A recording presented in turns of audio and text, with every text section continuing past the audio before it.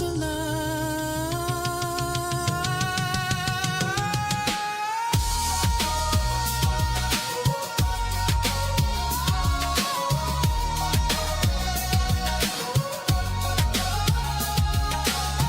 Everybody say checkmate. Come together for a chess day. Hands up, let the whole world celebrate. It's a festival of chess. Everybody say checkmate. Come together for a chess day. Feel the pulse as the moments escalate. It's a festival of chess.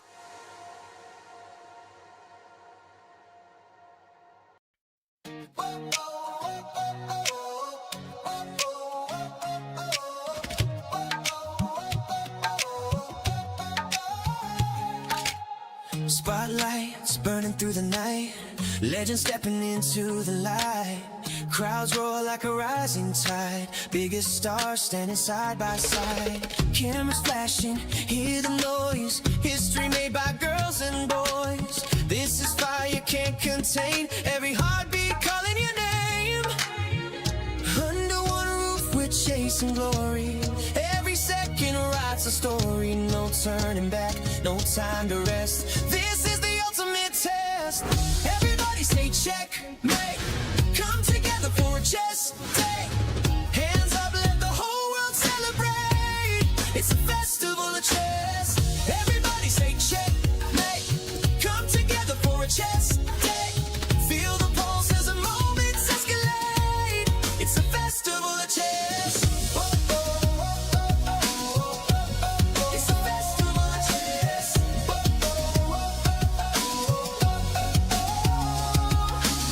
Fans from every corner of the globe holding their breath as the tension grows. Heart rate sinking with the stage. One spark setting off the cage. Voices rising from the stands. History shifting in their hands. Every movement louder than the last. Future racing with the past. Under one roof we're chasing glory. Every second writes a story. No turning back, no time to rest. Welcome to the ultimate test. Everybody say checkmate. Come together for a chess day. Hands up, let the whole world celebrate. It's a festival of chess. Everybody say checkmate. Come together for a chess day. Feel the pulse as the moments escalate. It's a festival of chess. It's a festival of chess.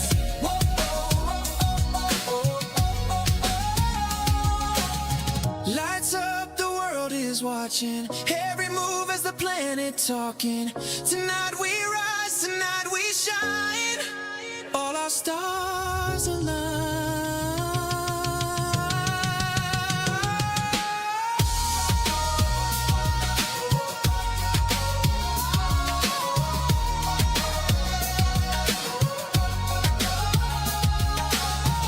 Everybody say checkmate. Come together for a chess day. Hands up, let the whole world celebrate. It's a festival of chess. Everybody say checkmate. Come together for a chess day. Feel the pulse as the moments escalate. It's a festival of chess.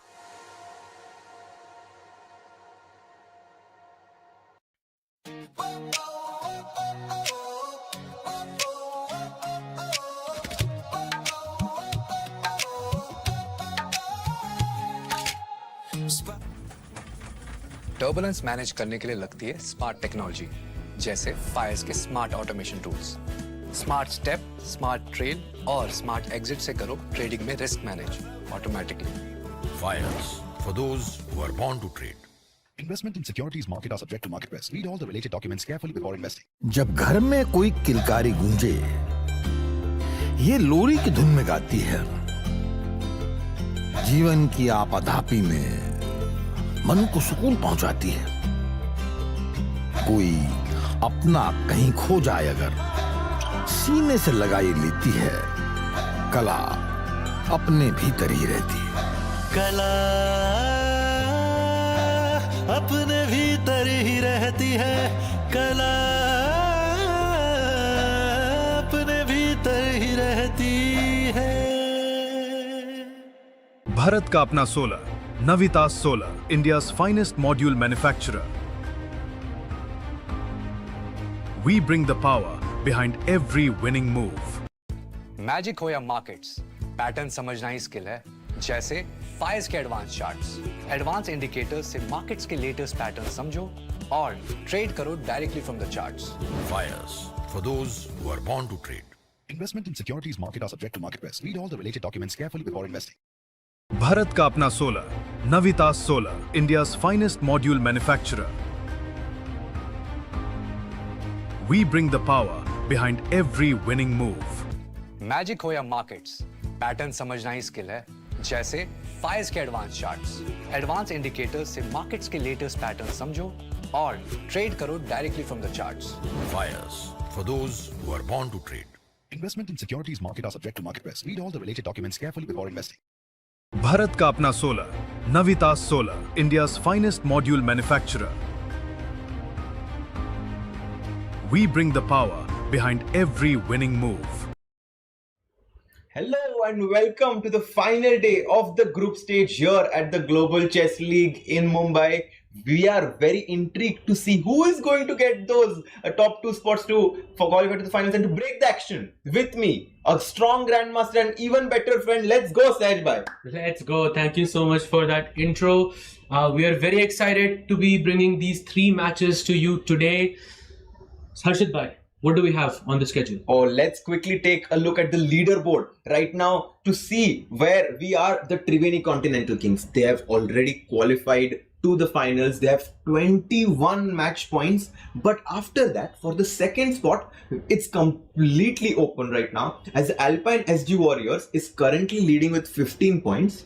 But right behind them, the upGrad Mumba Masters is going to make a run for the money here, as if Alpine loses and upGrad Mumba Master wins, upGrad Mumba Master qualifies. Absolutely, because they have less match points, but they do have more game points. Exactly. As you can see. So the Alpine Sg Pipers have to win their match today, and the same goes for the upGrad Mumba Masters if they want to play in the finals. And what about the other teams? Well, the Ganges Grandmasters, as you can see, on the fourth spot right now with 12 match points and 71 game points. They are actually playing the first match of today against the Fyers American Gambits. Well, the Fyers American Gambits don't have a chance to qualify for the finals, but don't forget, they're still playing for that coveted bronze medal match for the third place. Ganges Grandmasters have to win, and have to win with a big margin to hope for a miracle to happen on other games and qualify.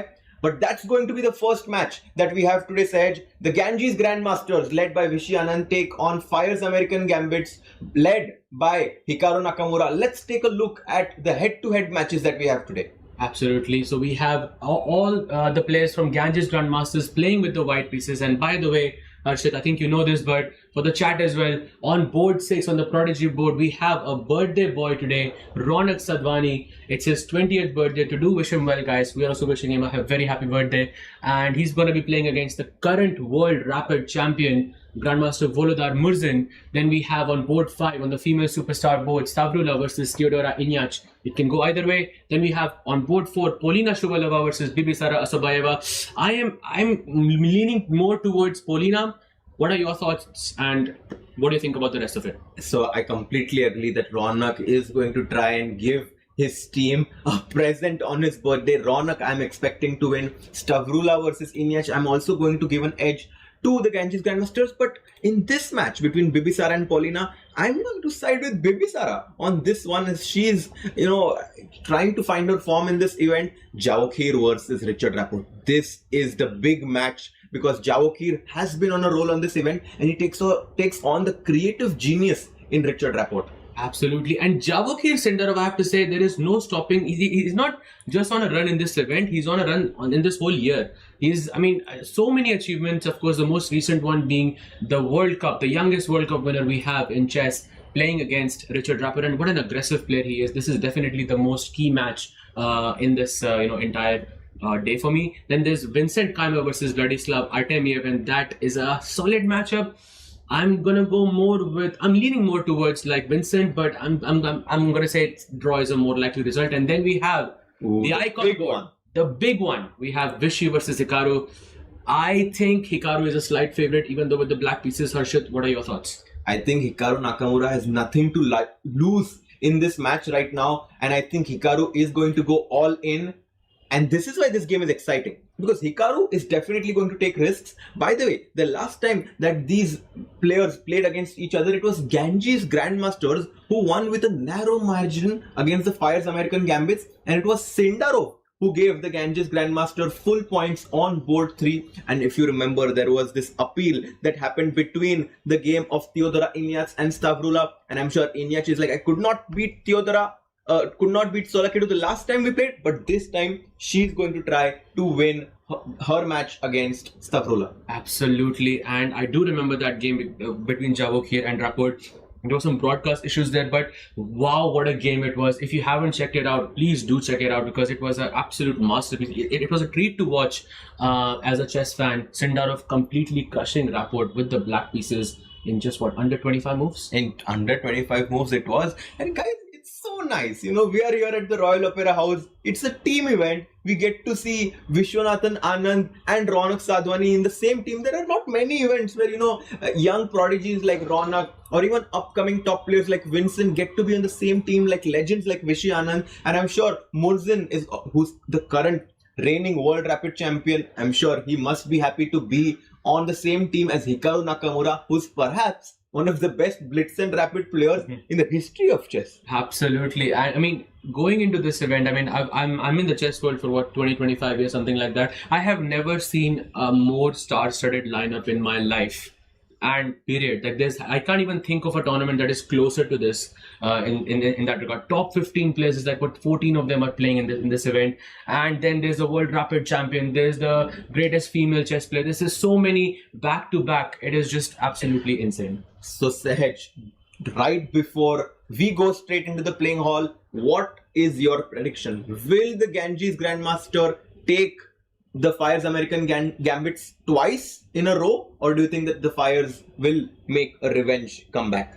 You know, firstly, Ganges Grandmasters are playing with the white pieces, and I do believe in the birthday charm, yeah, like the birthday luck, because I have never lost a game on my birthday, and I've played many. And I think for Ronak, I think on Ronak's board, he should definitely have a good shot, because he would, you know, on your birthday, you feel amazing, yeah? And also, they have Sindarov, who is a very sharp player, and these two boards, they should be looking to strike, but they have Hikaru. So what's your prediction, bhai? This is okay, but what's your prediction? Who's winning?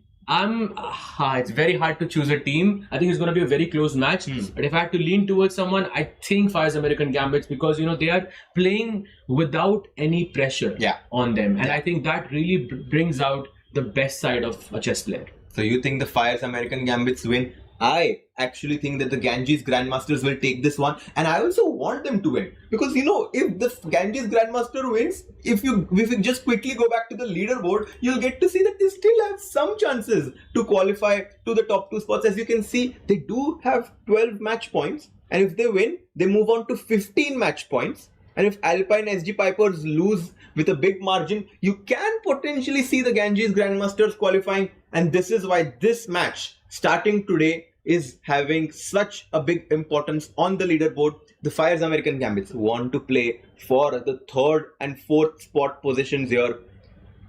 Very exciting match coming up in about 30 seconds from now. Let's come back to our main screen. And Sahaj bhai, I have a question for you.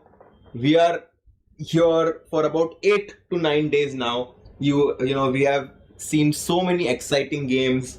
But besides the chess aspect, what makes the Global Chess League so special for you? I think the fans. The fans are a very big factor. I think we had a conversation about this as well, you and me, Harsha, that we saw a fan who got an autograph of Vishy, Gukesh and Arjun at the same time.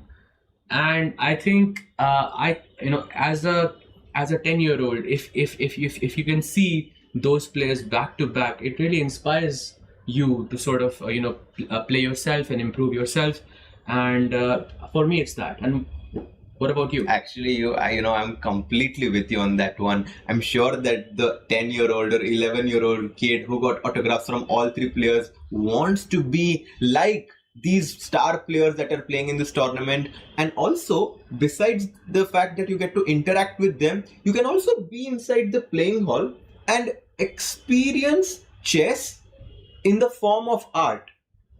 And when I say this, it's because we generally, chess is considered to be, such, like a traditional game, very serious game. But when you are inside the playing hall and you listen to the commentary, I assure you that you are going to be hooked to every single board. I did actually listen to yours and Tanya's commentary. The whole game I listened and I was indeed hooked, because it is something so different to anything else that I've experienced. You almost cannot contain your excitement because you hear it in your head. Everything is explained so well. Plus, you see the players in action, you see the expressions, and you understand the expressions. It's very hard to contain yourself in that moment. So yeah, I think watching the chess match with the commentary, with the headset, it's such a beautiful way to present the game. And can we actually once get the matches that we are going to see play today? There are going to be 3 matches. One is between the Ganges Grandmasters and the Fyers American Gambits that coming up. And after that, Triveni Continental Kings versus the upGrad Mumba Masters. What an exciting clash that's going to be, as the upGrad Mumba Masters lost 2 games in a row and they still have a golden opportunity to qualify. So upGrad Mumba Masters has to defeat the leaders Triveni Continental Kings. And the Alpine Sg Pipers take on the PBG Alaskan Knights to end today's day, to end the group stage, and we go live into the playing hall to see the ceremonial move on the icon board. Vishy Anand taking on Hikaru, and it's d4 a5. Wait, what? One time we saw h4 and a5 being played. I think d4 and a5 is kind of close. You can start with that, follow it up, with some b6, bishop b7. That's some good development right there. I'm sure Vishy is like, Hikaru, do you want to keep that move on the board? Are you sure? But yeah, the next 2 matches are also going to be super important. And there we have liftoff between Polina Shuvalova and Bibisara Osobayeva. We have e4 on the board. c5. Sicilian. And by the way, Bibisara suffered her first defeat yesterday of the entire event. Wow. She was the only unbeaten player in the entire event, and after yesterday, maybe she's a bit shaky, but let's see what happens in this match as she goes for knight off. And Polina goes for the g3 variation. It's considered to be a slightly positional approach, but look at Bibisara. She goes for the dynamic way to play against this. She goes for g6, bishop g7. Absolutely, the dragon structure, as they call it, or the Dragodov structure. Exactly, Dragodov. It's a mix of knight off and dragon, and they call it the Dragodov structure. But Arjun, correct me if I'm wrong, playing g3 and bishop g2 is not the best way to play against Dragodov. I think, if you're comfortable with having your bishop on g2 and you kind of just want to fianchetto it here, I think it's not about Polina fighting for an advantage. She basically just wants to play a position she's comfortable with. And in these quick time controls, I've had several people who kind of were of the idea that playing something you're comfortable with is better than playing something objectively nicer, but that you don't know, basically. Absolutely. And I think in this time control where you have 20 minutes each with 0 seconds of increment until move 40, it is really important to feel comfortable. Exactly. So you can make moves based on intuition rather than, calculation, where you invest a lot of time and you end up, paying the cost of it at a later stage, as we have seen many times in this event. Exactly. And look at Hikaru. He's looking at all the other openings that have been developing carefully. Let's move on to the board of Javokir Sindarov and Richard Rapport. This is an exciting clash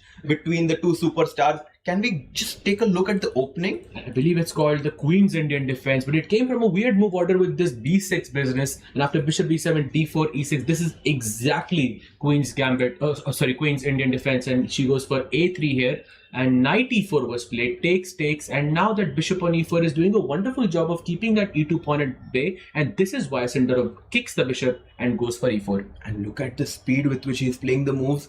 Richard Rapport, double fianchettos, goes g6. When I was younger, I was always afraid to place my pawn on e6 and place my pawn on g6 because it kind of weakened the dark squares a little bit. And I do think that Javokir has a small edge here, but we do have liftoff on the board of Vishy and Hikaru as well.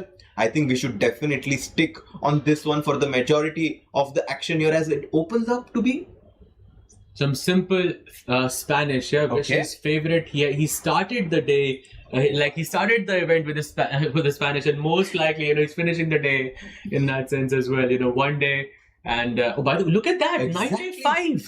Knight to a5. Hikaru Nakamura deviates early in the opening stage, gives up the pawn on e5. Can I take it? I believe you can, but there is some tactic here. This is one of those openings that is bad, but you never study it. Exactly. Full honesty here. I think this is what Hikaru is banking on, that Vishy did not check this opening recently, and maybe he can take the bishop on b3, takes, go queen e7 and try to capture the pawn on e4 back. Knight to a5 is basically just saying that I want to capture this bishop on b3 at all costs. Day one of realizing that this opening is called the Norwegian variation. Oh, really? So Magnus, if you're watching this, this is your opening right there. As he goes knight f5, Vishy is thinking here. I'm sure he has looked at this in the past. He's probably thinking about which way to go here. One way is what Harshit mentioned with knight takes e5, and there is another way that you can have a short castle, exactly played by Vishy, and you sort of target the d4 square. You want to play c3 d4, or you want to play d4 immediately to try and break the center and gain some space in the meantime.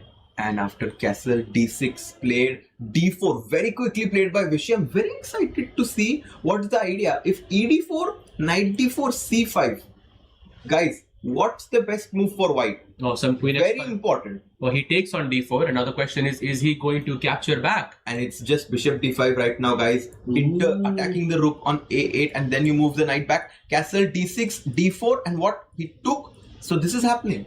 Wow, so knight takes d4, c5 is possible. Actually, Vishy is thinking here. Knight takes d4. Vishy is thinking here, which makes me think that, okay, maybe this is not his prep. He's just trying to recollect his thoughts here. But so far, he's done wonderfully. Knight takes d4. Hikaru is kind of trying to remember the opening. Was it c5? No, it's not.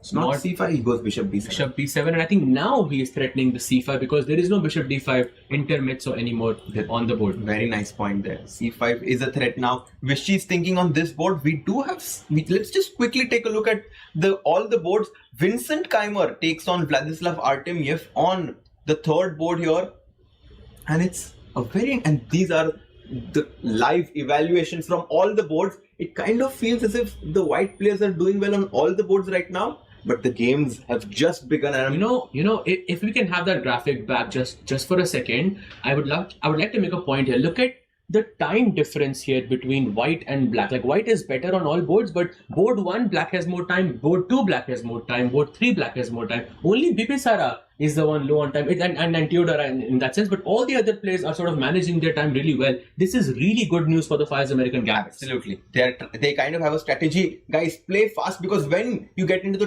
time scrambles, you are going to get your chances. Vincent takes on Vladislav Artemiev, who has been very solid. But look at Vincent's queen on f4. Wow, the queen on f4. I think I would rather place that queen on h4, going for some bishop g5 ideas, but queen f4 looks fairly quite good to me. Queen to h4. Maybe some d5 business from black? d5, but are you not scared, Sahaj, to place your pawn on the same file as the queen? But I mean, your pawn is on d7. How are you planning to get that bishop out? True. Maybe I'll go bishop e6 or something. Yeah. I think d5 actually, now that you explained, makes a lot of sense. You need to get your pieces outside. Vincent Keimer plays queen f4. And now Artemiev, I think, is thinking, and meanwhile, while he thinks maybe we should switch to another board. How is Polina versus Bibisara? Because I see a nice advantage sort of happening for Polina here. But what is the good move? Because that bar is going really high, and I can understand it's probably because she has more space in the center, and maybe she can go some c4, and there's some pressure on the b6 square. Actually, I think the reason is that Bibisara first played this move bishop to d7, knight comes back to e2, rook c8, knight d5, and now she goes bishop e6. So she lost a move. And I think this is why white has a stable advantage now. Maybe white can just play a move like pawn to c3. Pawn to c3 can be good. I think pawn to a5. I don't know. I still keep looking at that b6 square as if I want to play bishop b6. It's just almost like a instinct for me. in this position. But now that I think about it, maybe that's not a good move because black can go queen d7 and attack our pawn on h3. And usually queen d7 is not possible, yeah, because I can go knight b6 instead. So maybe some quiet move, yeah, something like c3. That's such a good point. Black wants to go queen d7, but if we play bishop p6, we kind of give him what he wants. And I think that's why we should just play this move pawn to c3 and stop black from getting this move. Bishop e6, Polina Shuvalova having a good start in her match against Bibisara Asuboeva. Let's go on to the birthday boy. Ronak Sadhwani has his 20th birthday today, takes on the reigning World Rapid Champion Volodar Murzin. And look at such an interesting position we have in front of us. You know, not a single trade, not even a pawn trade has happened in this board so far. I mean, that usually signals a fighting game because all the pieces are there. They are keeping the tension on the board. And I feel here today we're going to get a result as he goes h4. What a move! Yeah. Attacking on the flank. Let's go. And Murzin goes h5. And now maybe he can say goodbye to castling on the short side because if he castles, that's a huge risk, no? And knight g5. Can he castle here? Or I mean, that's a like some g4 h5 looks very, very scary. Castles. I'm also scared that at some point white will get to advance his pawn on f5, just blasting open the position.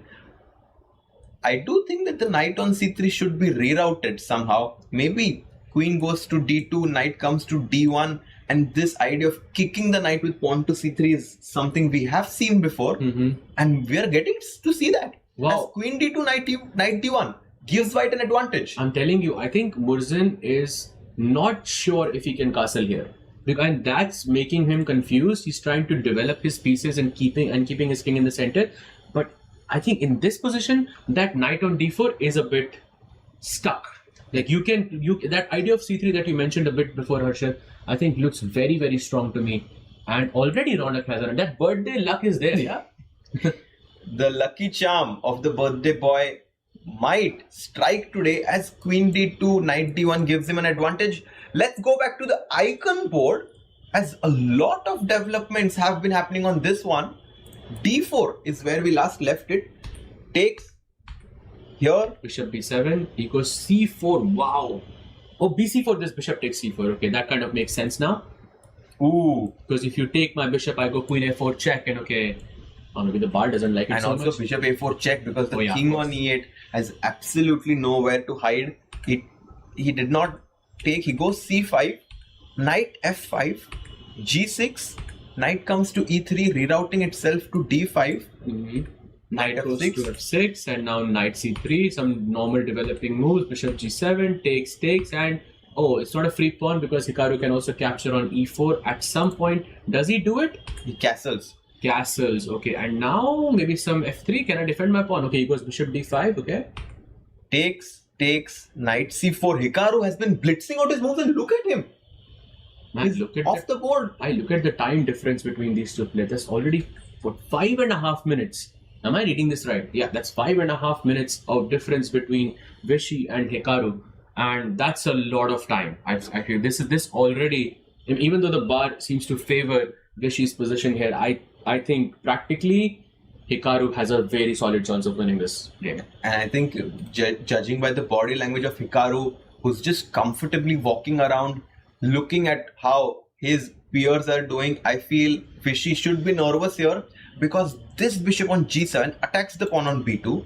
This bishop on b7 is putting pressure on the knight on d5. The rook is on an open file. And for one pawn, I think this is good comp. Wow, that's more than good comp. Yeah. Also, this is not just on the board; it's also off the board because look at the clock as well. A 6.5 minute difference and counting. Hikaru is just walking around on the board. I don't know if that's a sign of being nervous or if it's just overconfidence because he knows, you know, he has prepared so well this game. Maybe he still is in his book. He definitely seems to be in his book as white plays the move queen to c2. And it's time for black. And look at Hikaru there. I don't remember this position. I don't remember this move. I feel like that's what the expression just told us. But just I think he'll make a move in 20 seconds. Do you agree? I think so, yeah. You think? Okay, so let's see. 18 minutes. when the clock comes to 17 minutes and 40 seconds, I think Hikaru might have played his move. Let's Good see. chance. He's trying 13. Come on, Hikaru. 11. 10. Will he go? 96. Yeah, he's going for it. You can 8. see. Oh man. 7, 6.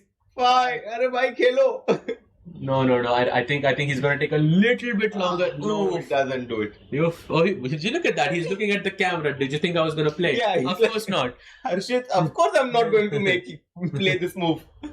Amazing. So I think so far maybe Hikaru is thinking maybe he'll take a bit longer to get his thoughts together. Knight b6 is the best move here, and the position is more or less balanced. Let's switch to perhaps this game. We haven't seen how Stavrula is playing her game against Stavrul against Teodora Ignaz.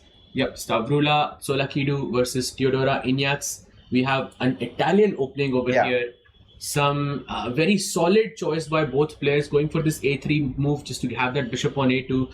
I mean, I think this is a good, solid choice. I think Italian is the opening of the Tech Mahindra Global Chess League over here in Mumbai. White goes knight d5, queen d7. Okay, b4, I think a pretty logical follow-up to expand on the queen side. Bishop d8 happens, and what does she do here? She goes bishop b3, very quiet move, getting the bishop back. Maybe some c4 can happen in the future, but for now, I think Solakidu, once again, there's no trades, just like on the Ronak board. There's no trades have happened here. And that's, I think, a tough situation for Teodora here. And you cannot take on d5 with the knight, obviously, because white captures back with the e-pawn, and both the bishop on e6 and the knight on c6 is going to be falling. And I personally have played this position quite often with white, and I liked it for white. Like, I go c4 as you mentioned, I go rook e1, I go d4 at some point, whereas for black, the plans don't come so easily. This move bishop d8, trying to go knight e7 kind of tells you the cramped position black has to deal with. Another cramped situation in this game is it's the same as Vishy's game, because look at that time difference. Once again, Harshit, that is 6 minutes. 6 minutes of time is a lot of time. So I feel that two boards, Hikaru versus Vishy and then Teodora versus Solakidu, both games are looking very shaky for the Ganges Grandmasters, but for the Fyers American Gambits. But yeah, I feel it's not a good sign. So right now, I think we can say that Stavrula is in a good shape for the Ganges Grandmasters. But look at Polina Shuvalova. Her advantage has creeped up to a substantial advantage now, as she's ready to invade on the 7th rank if we can get the cameras of Polina and Bibisara, because Polina is significantly better now. She just played rook a7 on the board. She has a lot of space on the queen side. Taking on d5, it feels like the wrong thing to do here, because once you capture back with the pawn, you do secure the d5 square. But I mean, let's talk about here. Of course, you're losing the bishop, right? Let's talk about bishop takes d5, for example. Pawn takes d5, and look at that juicy c6 square. I'm gonna hop my knight to d4 and to c6, and that's a huge problem. Hop your pony to c6, as sadistic Tushi would like to say. The knight is jumping into c6, and this does seem to be very promising for Polina. Absolutely. And I mean, on top of that, she has a massive time advantage as well. So many players having. By the way, speaking of time advantage, let's quickly switch to Javokir versus Richard Rapport, because we haven't looked at that game. Javokir has half the time of Richard Rapport. What is happening? There is no chance that anyone could have predicted this. No chance. Javokir generally always on top of his game when it comes to the clock. And did you see Richard Rapport? He was like, what? My opponent is still thinking? You know, before Katie made a very interesting point here, I think 2 or 3 days back, that Rapport is always chewing gum during the games. And she thinks that this is because it's a way to remember your stuff, because if you prepare while you chew gum and if you play while you chew gum, maybe you'll remember your stuff better. What do you think about that? Doesn't make a lot of sense to me, to be honest, but no, but you see, he's always doing that here. But yeah, he goes f5, attacks on the king side with some f4 and g5 business. Javokir is then looking to get that, expansion on the queen side with b4, c5 and so on. It kind of looks like a King's Indian structure to me, but the difference is that the knights are not on the board. So maybe this helps black. Can white take on f5, gf5 and play a move like pawn to f4? Ooh, I think that looks interesting, but maybe I don't have to play e4. Maybe I can go like queen h4 or rook e8 or something like that. Yeah. What do you feel about that? And I do think that white has not managed to get enough counterplay on the queen side, right? When we talk about the king's Indian positions, white generally is trying to play on the queen side and black on the queen side, and he does take on f5. What's his idea? I think his idea is to Queen play f4. h5. He has heard you. No, he goes queen to h5. Ooh, okay, Chabuk, you're finding some crazy ideas because the f pawn is now, it cannot be touched. If you play f4, this bishop takes h7 and that would lead to a checkmate in just a few moves. So Rapport has to be a bit careful and keep that pawn on f5. Maybe queen f7 looks logical in this position. Queen f7, also an idea to block this bishop on c2 with e4 and then threaten f4. That also seems to be on. But I feel that you cannot play a move like e4 against Chabuk. It's just kind of baiting him. To take, Come. yeah, at some point. Yeah, at some point he's going to sack his bishop and then there's going to be a monstrous attack which will be very difficult to defend against in this time control. I've seen this happen again and again in this format. Just play queen f7, I think, go into the endgame and see what happens there because he already has a sizable lead on the clock. Yeah, and I kind of think that this is one board where the Fyers American Gambits are banking on Richie, especially considering the clock situation, to bring them those 4 game points. And if we go to the game of the 2 icons, look at the imbalance that we have in front of us. Vishy has 2 knights, Hikaru has 2 bishops, but Vishy is up a pawn. 2 knights, 2 bishop, and Hikaru also has too much time.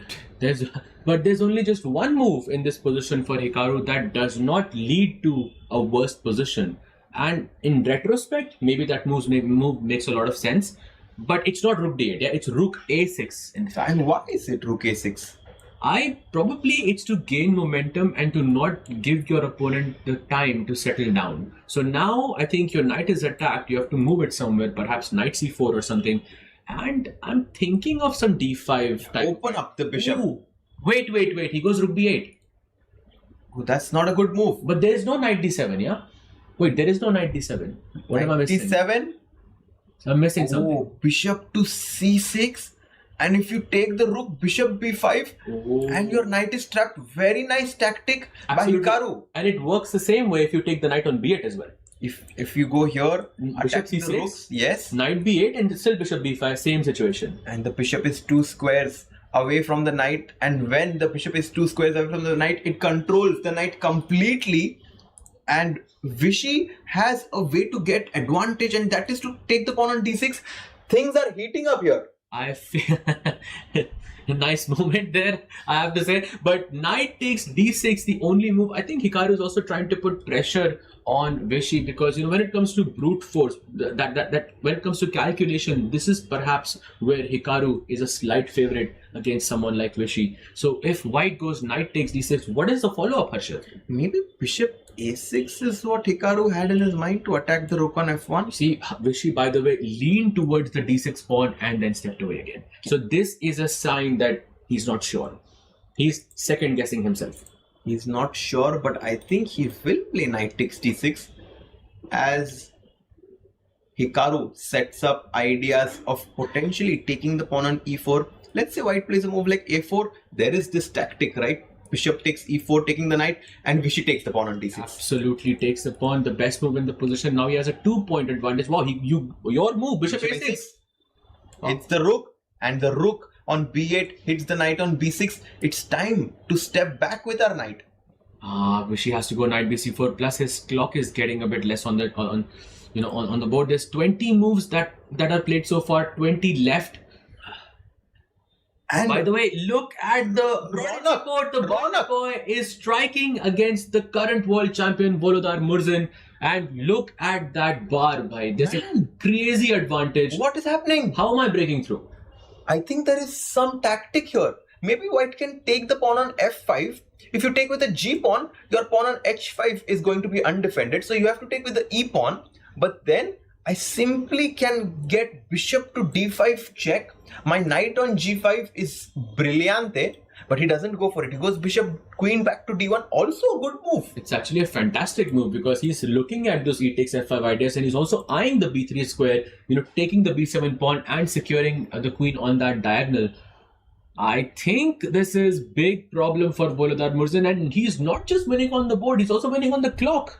He's inspired. Ronak is inspired. He said that I'm no longer a teenager. I'm going to play matured chess when I'm 20. And look at the way he's playing. Very controlled. Queen back to d1. I love this move. And now it's potentially time to break open the position using this knight on g5 as a catalyst to put pressure on this weak king on h8. Absolutely. So e takes f5, a very logical move in this position. Has to go for it at some point, but this is one of the best moments that Ronak can choose.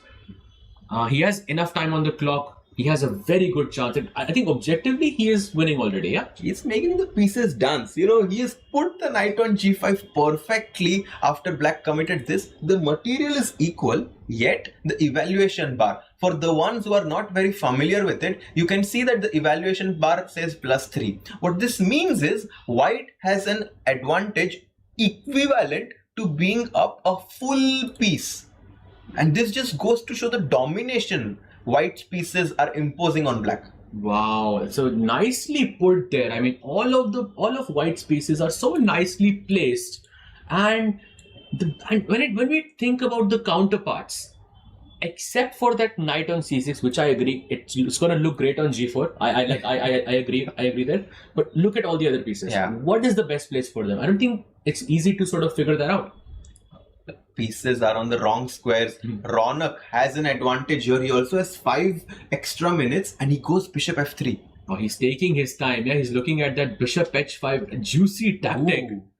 Of course, it's not working right now, but at some point when that queen on f6 sidesteps, maybe to d8 or to let's just e7. do this variation. If you go back queen e7, bishop takes h5, and that's just GG. You can resign here. Takes and queen h5, and that's just a checkmate in a few moves. So a nice tactic that he's setting up here, and e5 goes e5.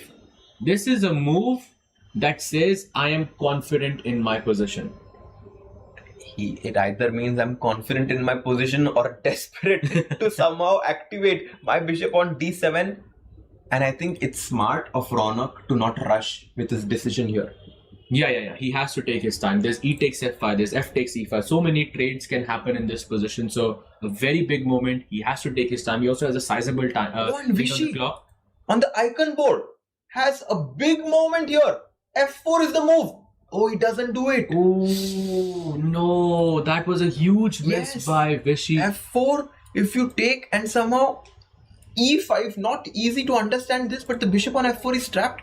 This would have been potentially close to winning. He goes rook to d1 and Hikaru is back in the game if he takes the knight, and of course he does. Yeah, he takes, rook takes, bishop c. Oh, this is sort of we are simplifying into sort of an end game here, and the game most likely is going to be a draw. Right now, Vishy has an extra. Oh, he doesn't actually. He does have an extra pawn in this position, but we are looking at a game that's going to fizzle out into some rook end game, and Hikaru should be able to hold that. Yeah, I do think that we are closer and closer to a draw on that board. Polina Shuvalova also having a winning advantage against Bibisara.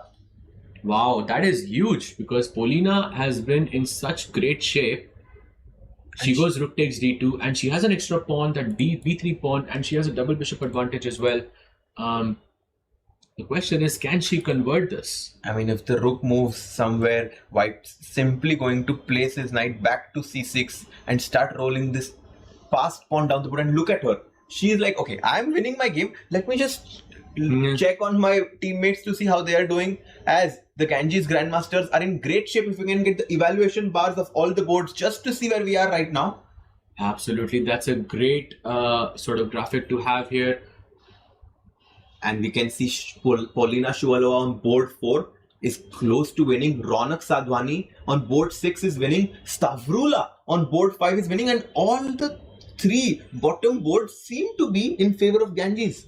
Crushing not just on the board but off the board. Look at the difference between Stavrula and Theodora. 3 minutes she has. I mean, that's the lowest sort of advantage according to the bar. But 3 minutes is I think way too less, to be able to defend it. Let's remind everyone that in this format there is no increment until move 40, and even when you reach that, you only get 2 seconds. You only get 2 seconds. Time is of the essence here, but obviously the players have to make sure that they don't blunder on the board, because then the time won't matter. Stavrula has been a great position against Theodora Ines. She has only 3.5 minutes. She plays queen c6, a bad move. Would you take the pawn? No. Would you take Should it? we? Maybe we should ask the chat. Should we take the pawn here? Maybe the bar kind of gives it away a bit, yeah? But of course, we should not take the pawn because there is queen d7. I was kidding. There's queen c3 that attacks the rook on a1 and the knight on d4, and you are bound to lose one of these pieces. If that king was on h2, let's just humor me for like 1 second. If after knight d4, queen c3, maybe I could play knight f5. You wouldn't have a check on a1. Ooh. Maybe I could create some crazy ideas some there. Tactics here with knight f5, queen g3. Exactly. Rook to a4 played by Stavi. What an ingenious way to threaten knight takes d4. She not only defends her rook but also protects the pawn on b4 as well. And Theodora immediately plays b5, says, no, I'm not giving you that pawn for free. Take your rook back, maybe to a2 or to a5. And then maybe knight d4 is less feasible. She goes rook a2. A great move played by Stavi. She's much better here. And can we actually just quickly check what's happening on Ronak's board? Because he was significantly better. And he still is. But it's not decisive yet. That looks... Okay, his last move was a slight inaccuracy. By the way, Harshit, do not forget that bishop h5 threat. Yeah. It's always there. That queen on d1 looks so harmless because it's sitting on its original square, but that queen is going to be the catalyst in this match between Ronak and Volodar. Bishop takes h5 is happening at some point. I'm calling it. So, I think both of us are predicting that Ronak Sadhwani on his birthday will win his match. Let's go to Javokir Sindaro versus Richard Rapport. The star player of this tournament for Ganges, Sindaro, has himself in a bit of a pickle here. I think that's an understatement because his time management has not been great so far in this day. He has 3 minutes 53 seconds and 27 moves have been played, meaning 13 have been left. He goes bishop e3, attacking the queen, no f4 possible. But Harshit, what I don't like about Javokir's position is his queenside pawn structure. His pawn is sort of broken with a3 and c4, and both of them can become potential targets. Yeah, I'm kind of trying to ask myself that after a move like queen to g6, what exactly is the queen on h3 doing? Because the pawn on f5 is defended, this pawn on c4 is falling, and suddenly it feels as if it's only black who's playing for anything on the queen side. And we have a result. We have a result on the icon board, and it is a draw. Wow, they agreed to a draw in this position. Yeah, I mean, maybe Vishy could have played it for a bit because it's 4 versus 3, no risk. Yeah, he just gave Hikaru respect to hold this endgame. I mean, he must have done it countless times because, whether it's online or whether it's OTB, for sure he has done it. But it was a risk-free position. But I think because Vishy had less than 4 minutes on the clock, maybe that's one of the reasons also that he sort of was happy to take the draw. But a good result regardless. I personally think that Vishy should have continued and played on in this endgame. He has absolutely nothing to lose.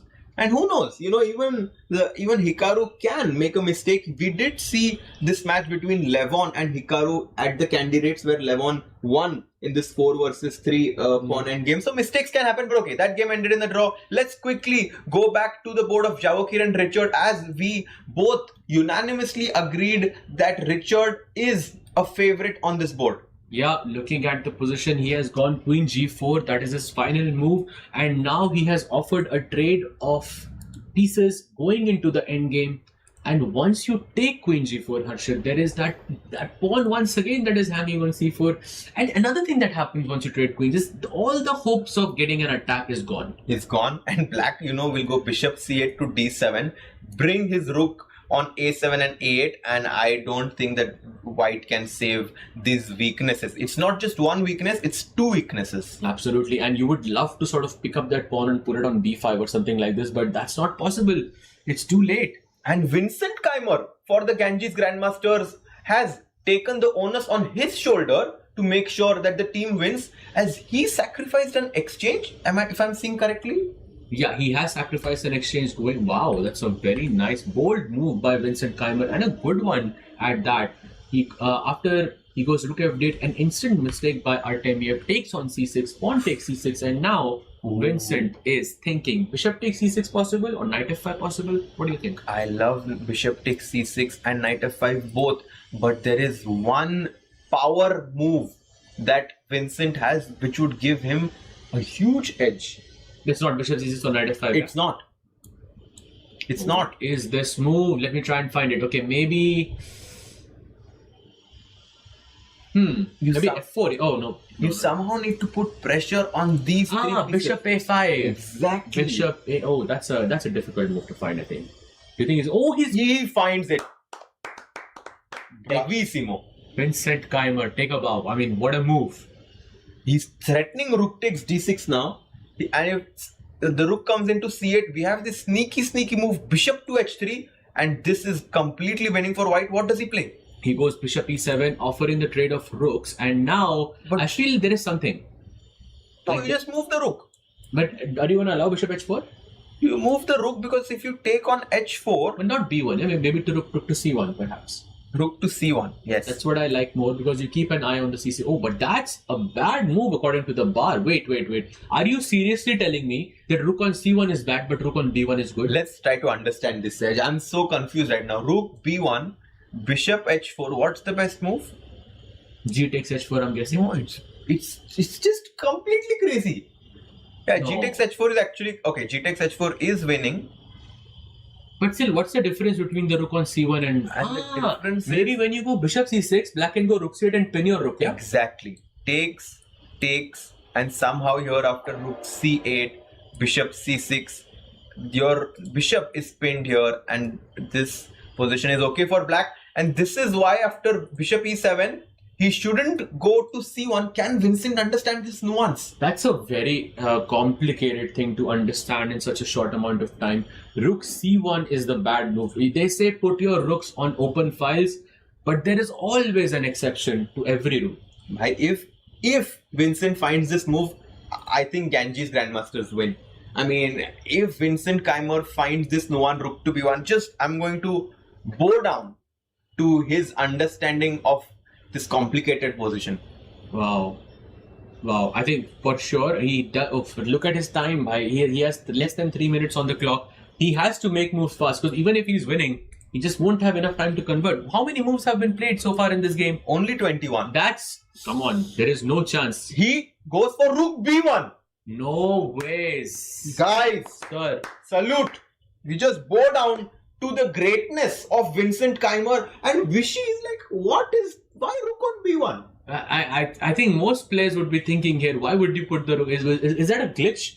Did the DGT board not pick up the square? No, trust me, someone like Vishy Anand, he's so good intuitively, and he's probably explaining that this is the reason He's why the explaining to rook is Vishy, probably in that sense why he played. What a nice move. But I think with that move, he sort of cements, I think, his chances to win against Artemiev, Vladislav. They are looking very good on board too, but look at the other boards. Ronak. They are basically winning on every board except for one, and I think you can guess which one. Yes, it is Richard Rapport's board where the Fyers American Gambits might get 4 points. Ronak is completely winning. He has 3.5 minutes on his clock. What's the situation happening? 1 second. So the material is completely equal. balanced. Yeah, it's completely equal, but still he's completely winning for some reason. I think it's mainly because of his rook on e1 and f1, who are looking at that queen on f6, which is basically trapped. He goes queen a3, attacking that pawn on d6, and there is always this threat of bishop e3 or bishop c1, and before you know it, that queen on f6 looks a bit in danger. The queen is definitely in a lot of danger here, as Murzin is about to move his knight somewhere. Look at this. He was going to play knight f5, but rook e6 is there. Ooh la la. No, he goes rook d8. He goes rook d8. Rook d8, I think logical move. Okay, his rook was also under attack. There's so many pieces under attack here. It's very difficult to play this. And can Ronak find this retreating move, bishop to g2 to protect the rook on f1? I mean, if Vincent can find rook b1 and Ronak can find bishop g2, this just shows you the kind of synergy the team Ganges Grandmasters is having today. No, he goes knight to e4. Okay. Knight to e4. Also a good move. Very, very good move. I think he's keeping his chances. Eyeing that d6 pawn. And look at this. We have another board. It is between Theodora and Stavrula. Yes. Which is also completely winning for white. Oh, wow. Because look, Theodora has 15 seconds. It's and she has 7 moves to play. There is no chance that she can make this without completely being dead lost. It feels as if white started with a few extra pawns here, as white has 7 pawns, Sahaj, and black only has 3. Oh wow. And all of those pawns are connected as well. I mean, you cannot ask for a better position than this. Plus she has more than a minute on the clock as well. And another one. Wow. That's 5 pawns up. Actually, she has a choice to which pawn she wants to take, yeah? And there's no bishop d6 also. Like the knight on f5 defends everything, so... What a statement victory this is going to be by Stavrula against Theodora Ignatz. Takes the pawn on e4, totalmente winning. Absolutely, she goes bishop takes b4, and now look at those kingside pawns. Generally speaking, black should have some pawns on the kingside, h7, g7, f6, something like this. And you can say, okay, maybe white has some chances to win, but there is nothing here. She pushes the pawn, f4, and Theodora retreats the knight with knight g6. Anything, king g3, g3, anything should be winning here. She has 5 seconds on the clock and only 2 moves to be played. So Stavrula is completely winning here. Is there any other board that should catch our attention? Oh, actually, Vincent Keimer no longer winning on his board against Artemiev. It's getting complicated. This is kind of like that position where you, in a classical game, I think you would try to be very slow here. You would go king g2, make slow moves. But in this format, maybe that's not possible. I think he's trying to create more imbalance on the board by taking the f7 pawn and giving up his b3 pawn. And this is a fantastic move. This is actually a winning move that Vincent found, attacking the pawn on h5. Wait, checkmate. It's checkmate. There must be a checkmate here. Guys, white to move bishop d5. Oh, bishop d5, knight d5. I was thinking checkmate, but I wasn't sure how to bring rook c8. But yes, bishop d5 is just winning for Vincent. Let's go. Oh, he goes rook b7, threatening checkmate again. I think still a good move, but this gives Artemiev the chance to play rook d2. He's panicking. He has less than 8 seconds on the clock. What will he play? He's like, what? Bishop d8 He back. has 5 seconds to make 8 moves. No chance. Bishop d6. Yeah, he's going to lose on time for sure. Rook takes, and this is completely losing now. King g8 played with just a few seconds. Look at Artemiev making moves with such precision. He's checking the clock. 4 moves to be played. 2 seconds. 1 second. No, it's gone. Check. Oh, there is no increment, and he lost. Checkmate on the board. Wow. Great win for Vincent. What a nice win. Nice. And Stavrula has also won. Stavi wins her game. So that's a 7-1 victory for so far for the So far. And Ronak, what's happening here? He's a queen up. Oh, Ronak is a queen. Wait. Wow. But this is complicated. Right? For who? Maybe. I mean, it feels as if the knight on f5, but maybe it's just winning. But look at Volodar's time. He has 16 seconds on the clock. No ways. Yeah, I guess. Rook e5 right. Maybe, yeah. The pawn on c3 does a great job of restricting this bishop on g7, and white can just play any move here. He goes rook e4. Rook e4. I think he's just going for simplicity. Take the bishop on g4, and look at that. We have the board of Sindarov. He's back. Why is Sindarov having 7 seconds on the clock? He's better now, suddenly. Okay, but he does have the increment on Oh, blunder is... Oh my... Look at this. Bishop c3. Look at 6 check was game over. But he doesn't have the time. Okay, let's keep on going. Rook e6 and okay, we are and a draw. Draw on this board. Solid result, and let's move to the prodigy board. The birthday boy versus the world rapid champion. Queen c5. Rook g2. King takes.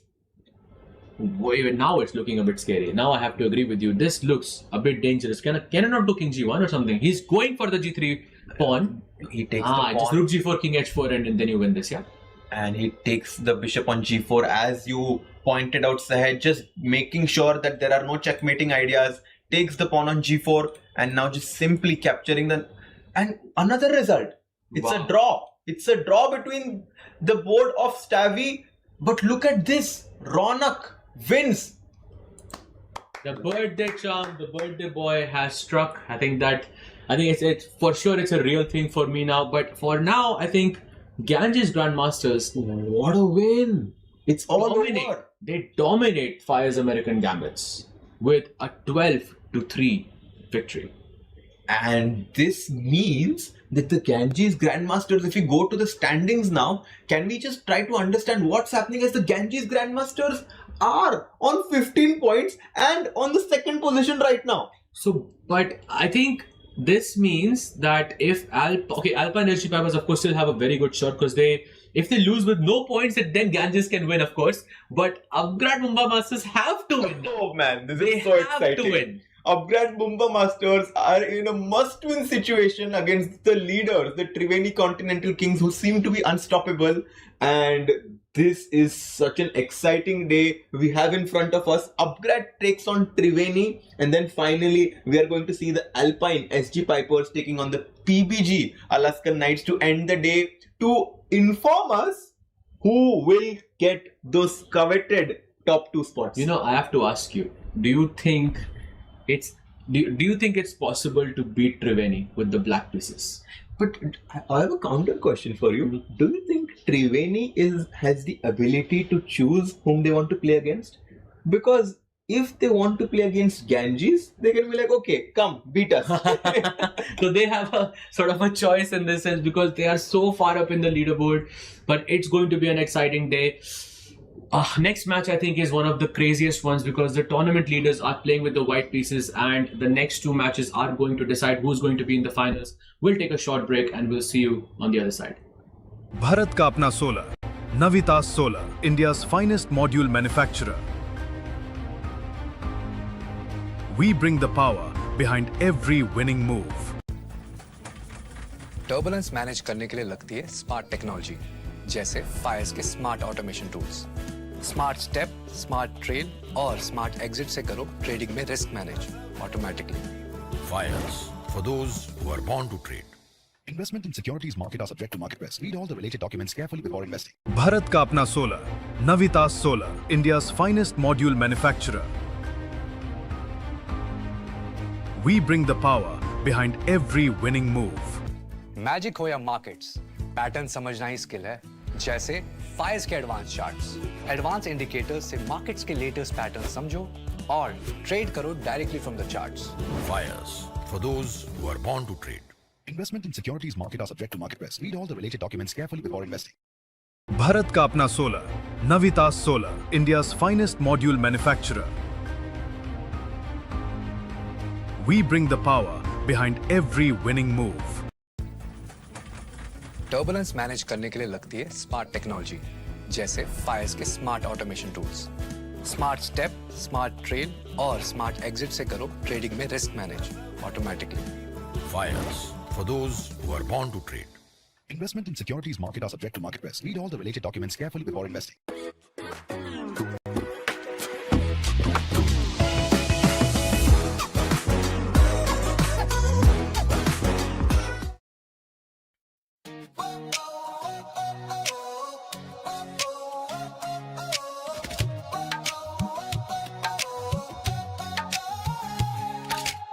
Spotlights burning through the night, legends stepping into the light.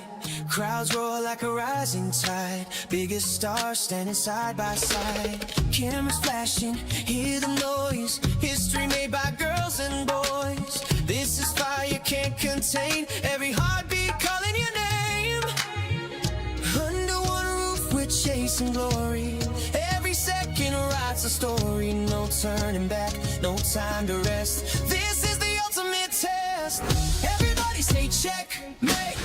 Come together for a chess day. Hands up, let the whole world celebrate. It's a festival of chess. Everybody say check, mate. Come together for a chess day. Feel the pulse as the moments escalate. It's a festival of chess.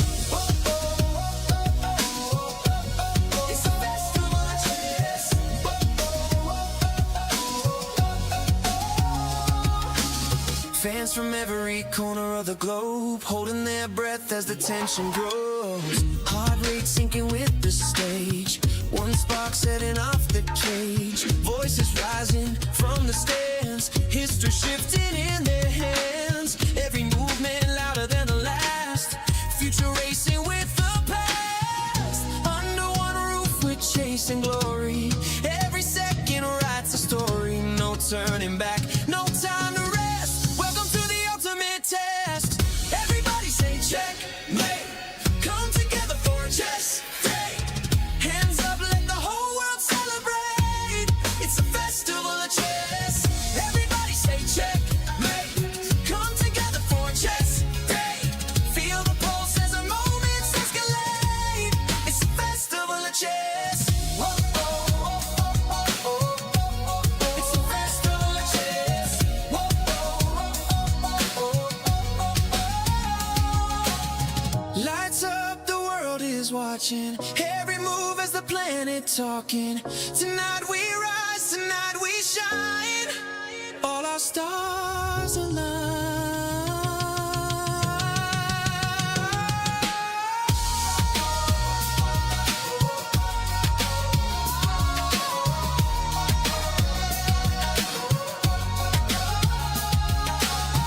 Everybody say checkmate. Come together for a chess day. Hands up, let the whole world celebrate. It's a festival of chess. Everybody say checkmate. Come together for a chess day. Feel the pulse as the moments escalate. It's a festival of chess.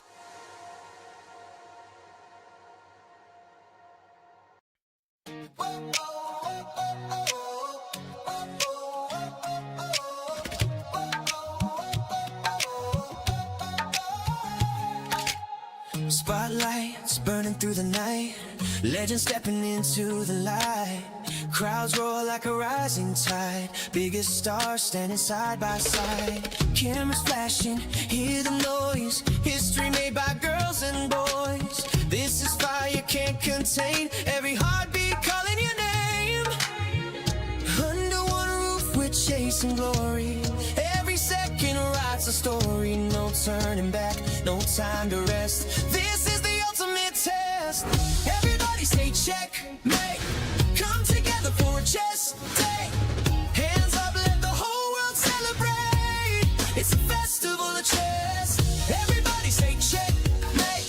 Come together for a chess day. Feel the pulse as the moments escalate. It's a festival of chess. Whoa, whoa, whoa, whoa, whoa, whoa. It's a festival of chess. Whoa, whoa, whoa, whoa. Fans from every corner of the globe holding their breath as the tension grows. Heart rate sinking with the stage. One spark setting off the cage. Voices rising from the stands. History shifting in their hands. Every movement louder than the last. Future racing with the past. Under one roof we're chasing glory. Every second writes a story. No turning back, no time to rest. Welcome to the ultimate test. Everybody say checkmate. Come together for a chess day. Hands up, let the whole world celebrate. It's a festival of chess. Everybody say checkmate. Come together for a chess day. Feel the pulse as the moments escalate. It's a festival of chess. Whoa, whoa, whoa, whoa, whoa, whoa. It's a festival of chess. Whoa, whoa, whoa, whoa, whoa. Lights up, the world is watching. Every move as the planet talking. Tonight we rise, tonight we shine. All our stars align.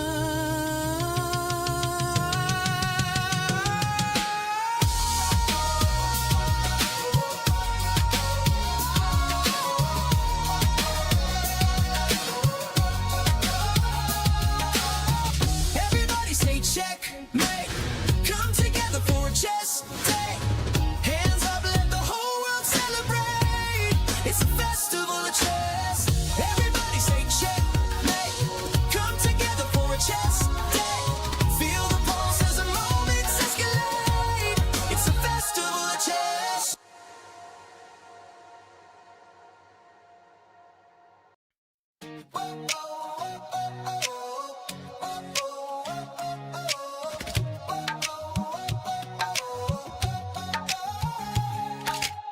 Spotlights burning through the night, legends stepping into the light.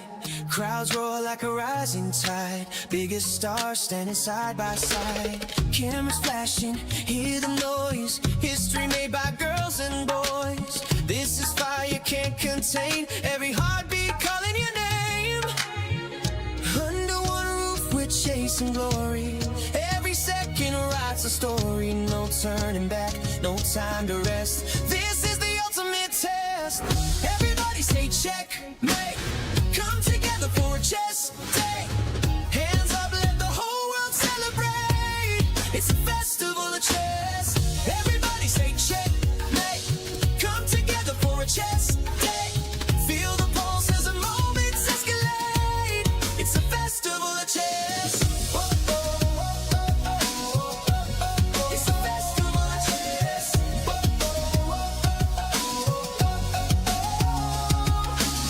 Fans from every corner of the globe holding their breath as the tension grows. Heart rate sinking with the stage, one spark setting off the cage. Voices rising from the stands, history shifting in their hands. Every movement louder than the last, future racing with the past. Under one roof we're chasing glory, every second writes a story. No turning back, no time to rest, welcome to the ultimate test.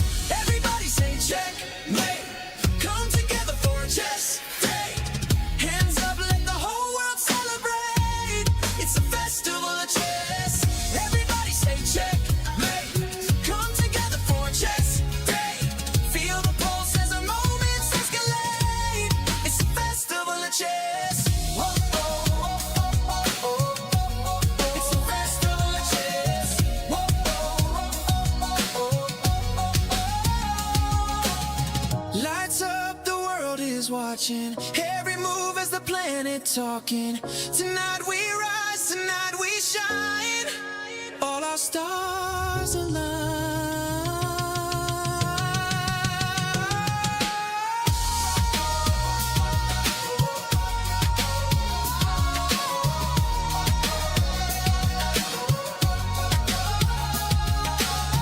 Everybody say checkmate, come together for a chess day. Hands up, let the whole world celebrate, it's a festival of chess. Everybody say checkmate, come together for a chess day. Feel the pulse as the moments escalate, it's a festival of chess.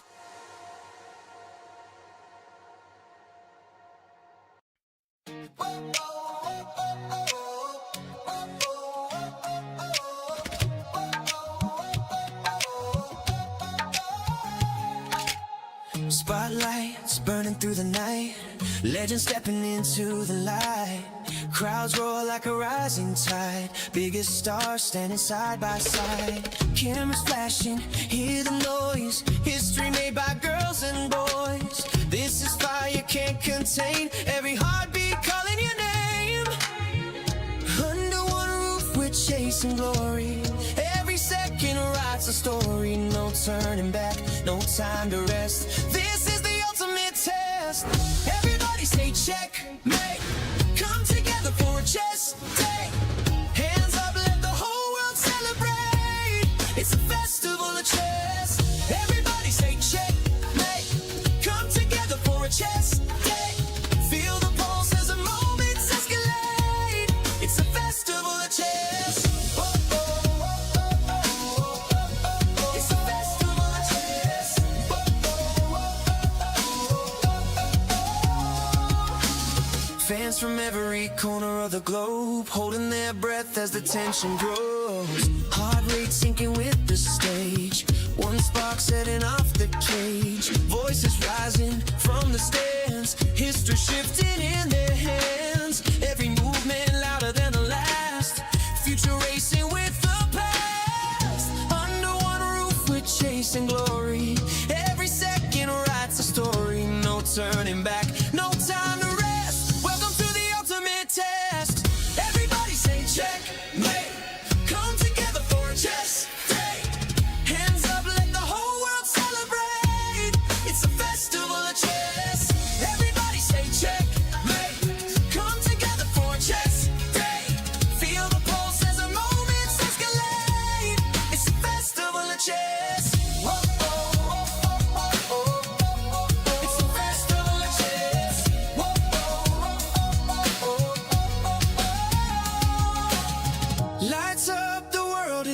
watching every move as the planet talking. Tonight we rise, tonight we shine. All our stars align.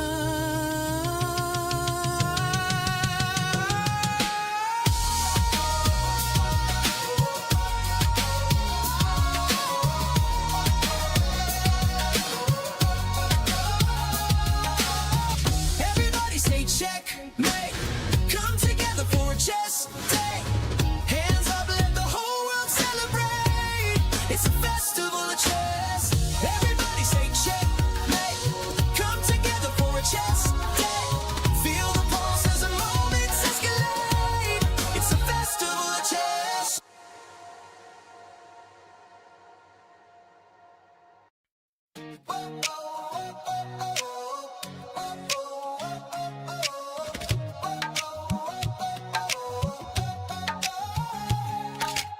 Spotlights burning through the night. Legends stepping into the light. Crowds roar like a rising tide. Biggest stars standing side by side. Cameras flashing, hear the noise. History made by girls and boys. This is fire can't contain. Every heartbeat calling your name. Under one roof we're chasing glory. Every second writes a story. No turning back, no time to rest. This is the ultimate test. Everybody say checkmate. Come together for a chess day. Hands up, let the whole world celebrate. It's a festival of chess. Everybody say checkmate. Come together for a chess day. Feel the pulse as the moments escalate. It's a festival of chess. It's a festival of chess.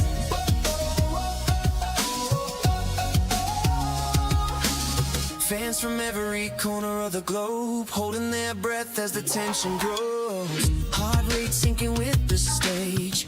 One spark setting off the cage. Voices rising from the stands. History shifting in their hands. Every movement louder than the last. Future racing with the past. Under one roof we're chasing glory. Every second writes a story. No turning back, no time to rest. Welcome to the ultimate test. Everybody say checkmate. Come together for a chess day. Hands up, let the whole world celebrate. It's a festival of chess. Everybody say checkmate. Come together for a chess day. Feel the pulse as the moments escalate. It's a festival of chess. It's a festival of chess.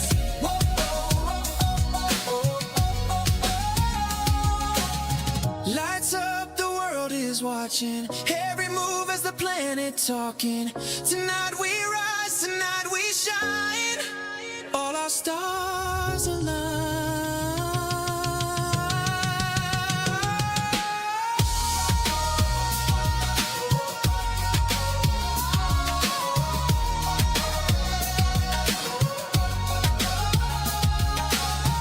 Everybody say checkmate. Come together for a chess day. Hands up, let the whole world celebrate. It's a festival of chess. Everybody say checkmate. Come together for a chess day. Feel the pulse as the moments escalate. It's a festival of chess.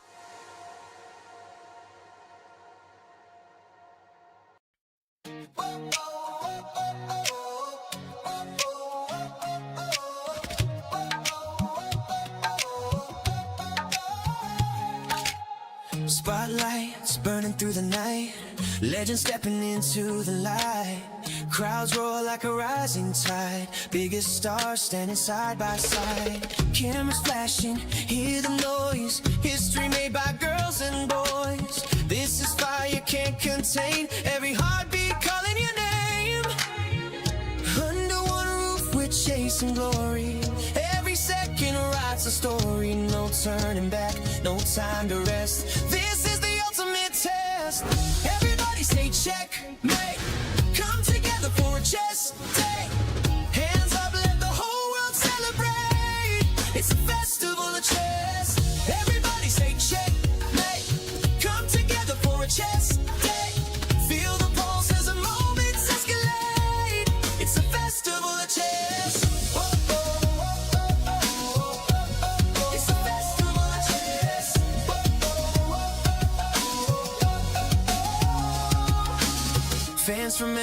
corner of the globe, holding their breath as the tension grows. Heart rate sinking with the stage, one spark setting off the cage. Voices rising from the stands, history shifting in their hands. Every movement louder than the last, future racing with the past. Under one roof we're chasing glory, every second writes a story. No turning back, no time to rest. Welcome to the ultimate test. Everybody say checkmate. Come together for a chess day. Hands up, let the whole world celebrate. It's a festival of chess. Everybody say checkmate. Come together for a chess day. Feel the pulse as the moments escalate. It's a festival of chess. Whoa, whoa, whoa, whoa, whoa, whoa. It's a festival of chess. Whoa, whoa, whoa, whoa, whoa. Lights up, the world is watching. Every move as the planet talking. Tonight we rise, tonight we shine. All our stars align.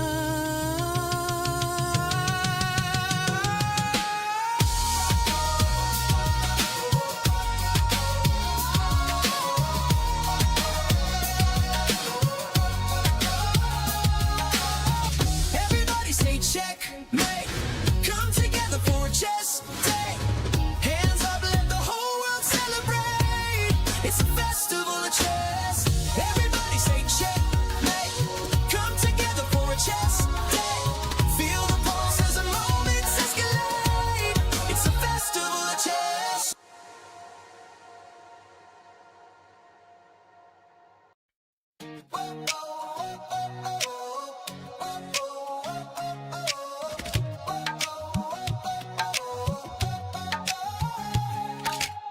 Spotlights burning through the night, legends stepping into the light. Crowds roar like a rising tide, biggest stars standing side by side. Cameras flashing, hear the noise, history made by girls and boys. This is fire can't contain, every heartbeat calling your name. Under one roof we're chasing glory, every second writes a story. No turning back, no time to rest. This is the ultimate test. Everybody say checkmate. Come together for a chess day. Hands up, let the whole world celebrate. It's a festival of chess. Everybody say checkmate. Come together for a chess day. Feel the pulse as the moments escalate. It's a festival of chess. Whoa, whoa, whoa, whoa, whoa, whoa. It's a festival of chess. Whoa, whoa, whoa, whoa, whoa. Fans from every corner of the globe, holding their breath as the tension grows. Heart rate sinking with the stage, one spark setting off the cage. Voices rising from the stands, history shifting in their hands. Every movement louder than the last, future racing with the past. Under one roof we're chasing glory, every second writes a story. No turning back, no time to rest. Welcome to the ultimate test. Everybody say checkmate. Come together for a chess day. Hands up, let the whole world celebrate. It's a festival of chess. Everybody say checkmate. Come together for a chess day. Feel the pulse as the moments escalate. It's a festival of chess. Whoa, whoa, whoa, whoa, whoa, whoa. It's a festival of chess. Whoa, whoa, whoa, whoa, whoa. Lights up, the world is watching. Every move as the planet talking. Tonight we rise, tonight we shine. All our stars align.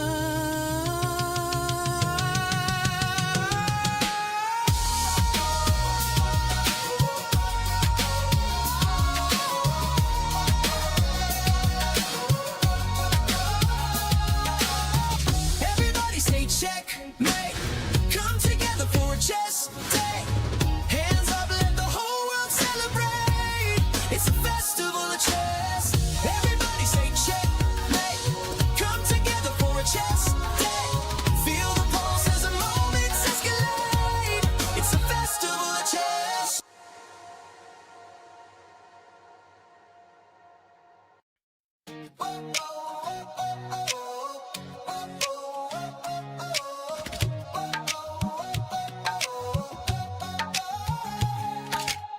Spotlights burning through the night, legends stepping into the light.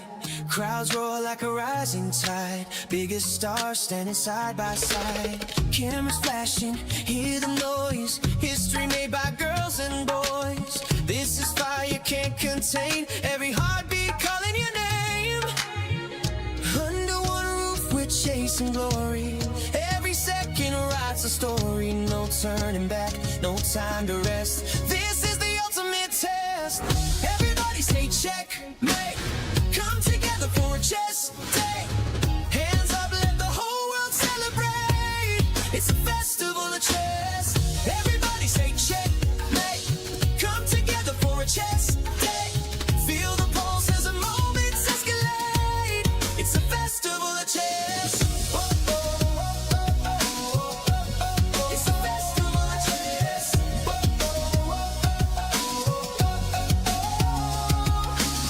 Fans from every corner of the globe holding their breath as the tension grows. Heart rate sinking with the stage, one spark setting off the cage. Voices rising from the stands, history shifting in their hands. Every movement louder than the last, future racing with the past. Under one roof we're chasing glory, every second writes a story. No turning back, no time to rest, welcome to the ultimate test. Everybody say checkmate, come together for a chess day. Hands up, let the whole world celebrate, it's a festival of chess. Everybody say checkmate, come together for a chess day. Feel the pulse as the moments escalate, it's a festival of chess. Whoa, oh, oh, oh, oh, oh. It's a festival of chess. Whoa, oh, oh, oh, oh, oh. Lights up, the world is watching, every move as the planet talking. Tonight we rise, tonight we shine, all our stars align.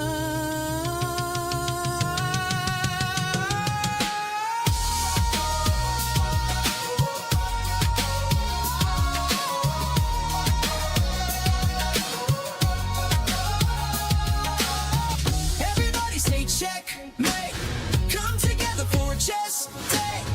Hands up, let the whole world celebrate, it's a festival of chess.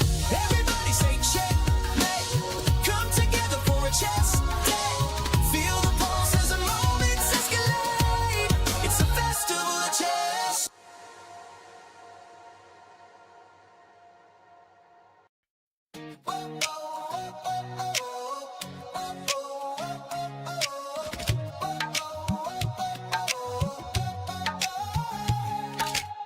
Spotlights burning through the night, legends stepping into the light. Crowds roar like a rising tide, biggest stars standing side by side. Cameras flashing, hear the noise, history made by girls and boys. This is fire can't contain, every heartbeat calling your name. Under one roof we're chasing glory, every second writes a story. No turning back, no time to rest, this is the ultimate test.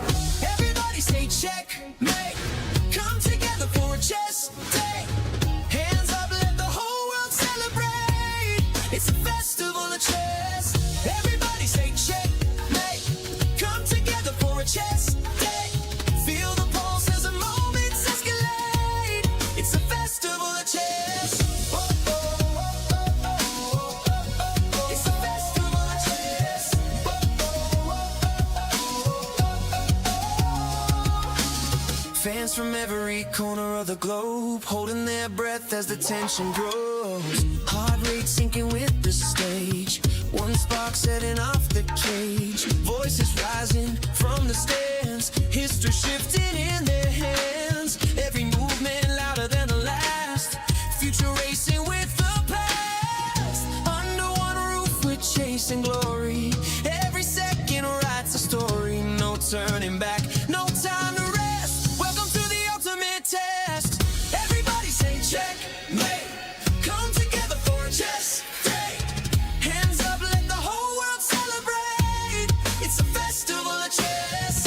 Everybody say checkmate,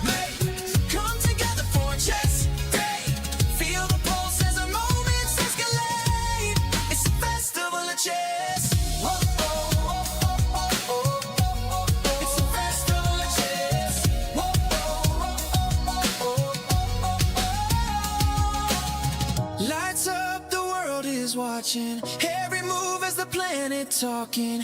Tonight we rise, tonight we shine. All our stars align.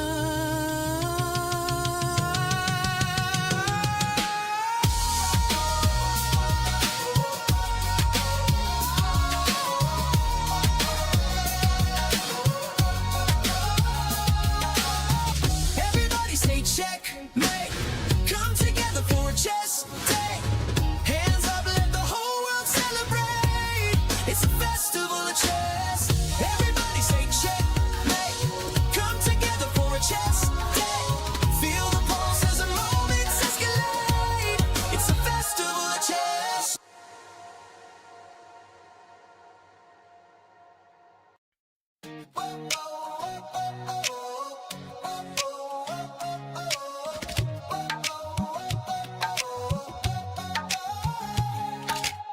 Spotlights burning through the night. Legends stepping into the light. Crowds roar like a rising tide. Biggest stars standing side by side. Cameras flashing, hear the noise. History made by girls and boys. This is fire can't contain. Every heartbeat calling your name. Under one roof we're chasing glory. Every second writes a story. No turning back, no time to rest. This is the ultimate test. Everybody say checkmate. Come together for a chess day. Hands up, let the whole world celebrate. It's a festival of chess. Everybody say checkmate. Come together for a chess day. Feel the pulse as the moments escalate. It's a festival of chess. It's a festival of chess.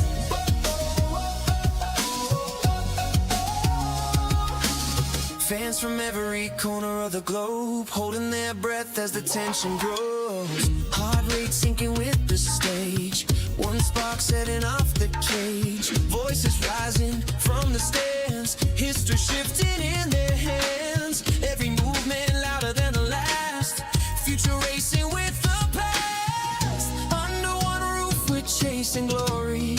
Every second writes a story. No turning back, no time to rest. Welcome to the ultimate test. Everybody say checkmate. Come together for a chess day. Hands up, let the whole world celebrate. It's a festival of chess. Everybody say checkmate. Come together for a chess day. Feel the pulse as the moments escalate. It's a festival of chess. It's a festival of chess.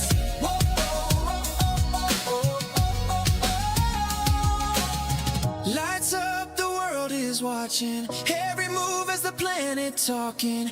Tonight we rise, tonight we shine. All our stars align.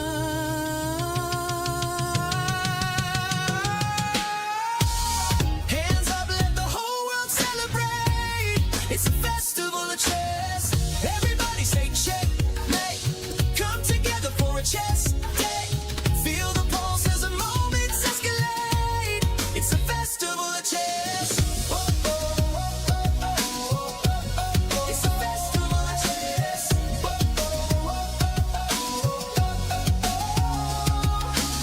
Fans from every corner of the globe holding their breath as the tension grows. Heart rate sinking with the stage. One spark setting off the cage. Voices rising from the stands. History shifting in their hands. Every movement louder than the last. Some moments deserve something extraordinary. Melted Joy's limited edition assorted box. Crafted dark chocolate, naturally sweetened, made to share, made to savor. Celebrate the game. Celebrate yourself. माँ मैं निकल रही हूँ। खाना भी तैयार है। आखिर कौन सी ट्रेन छूट जाएगी? माँ मैं लेट हो जाऊंगी। बचपन में क्या सिखाया था? खाने में समझौता नहीं, जिसे मंजूर ऊंचा उठे वो बड़ा जाए बहुत ही दूर। तुझे बहुत दूर जाना है, उड़ जा उड़ जा, तुझे बहुत दूर जाना है। खाने में समझौता नहीं, अच्छा खाना शुरुआत से ही। Independence. While they make game-winning moves, you make career-winning moves with upGrad. Make your move now.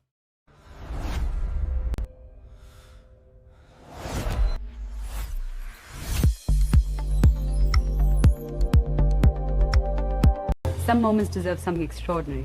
Melted Joys limited edition assorted box. Crafted dark chocolate, naturally sweetened, made to share, made to savor. Celebrate the game. Celebrate yourself. And welcome back to the second match of Triveni Continental Kings and the upGrad Mumba Masters. And today alongside me is Grandmaster Irina Crush. Irina? Well, I am so excited because the stakes could not be higher on this final day in the qualification stage at the Global Chess League.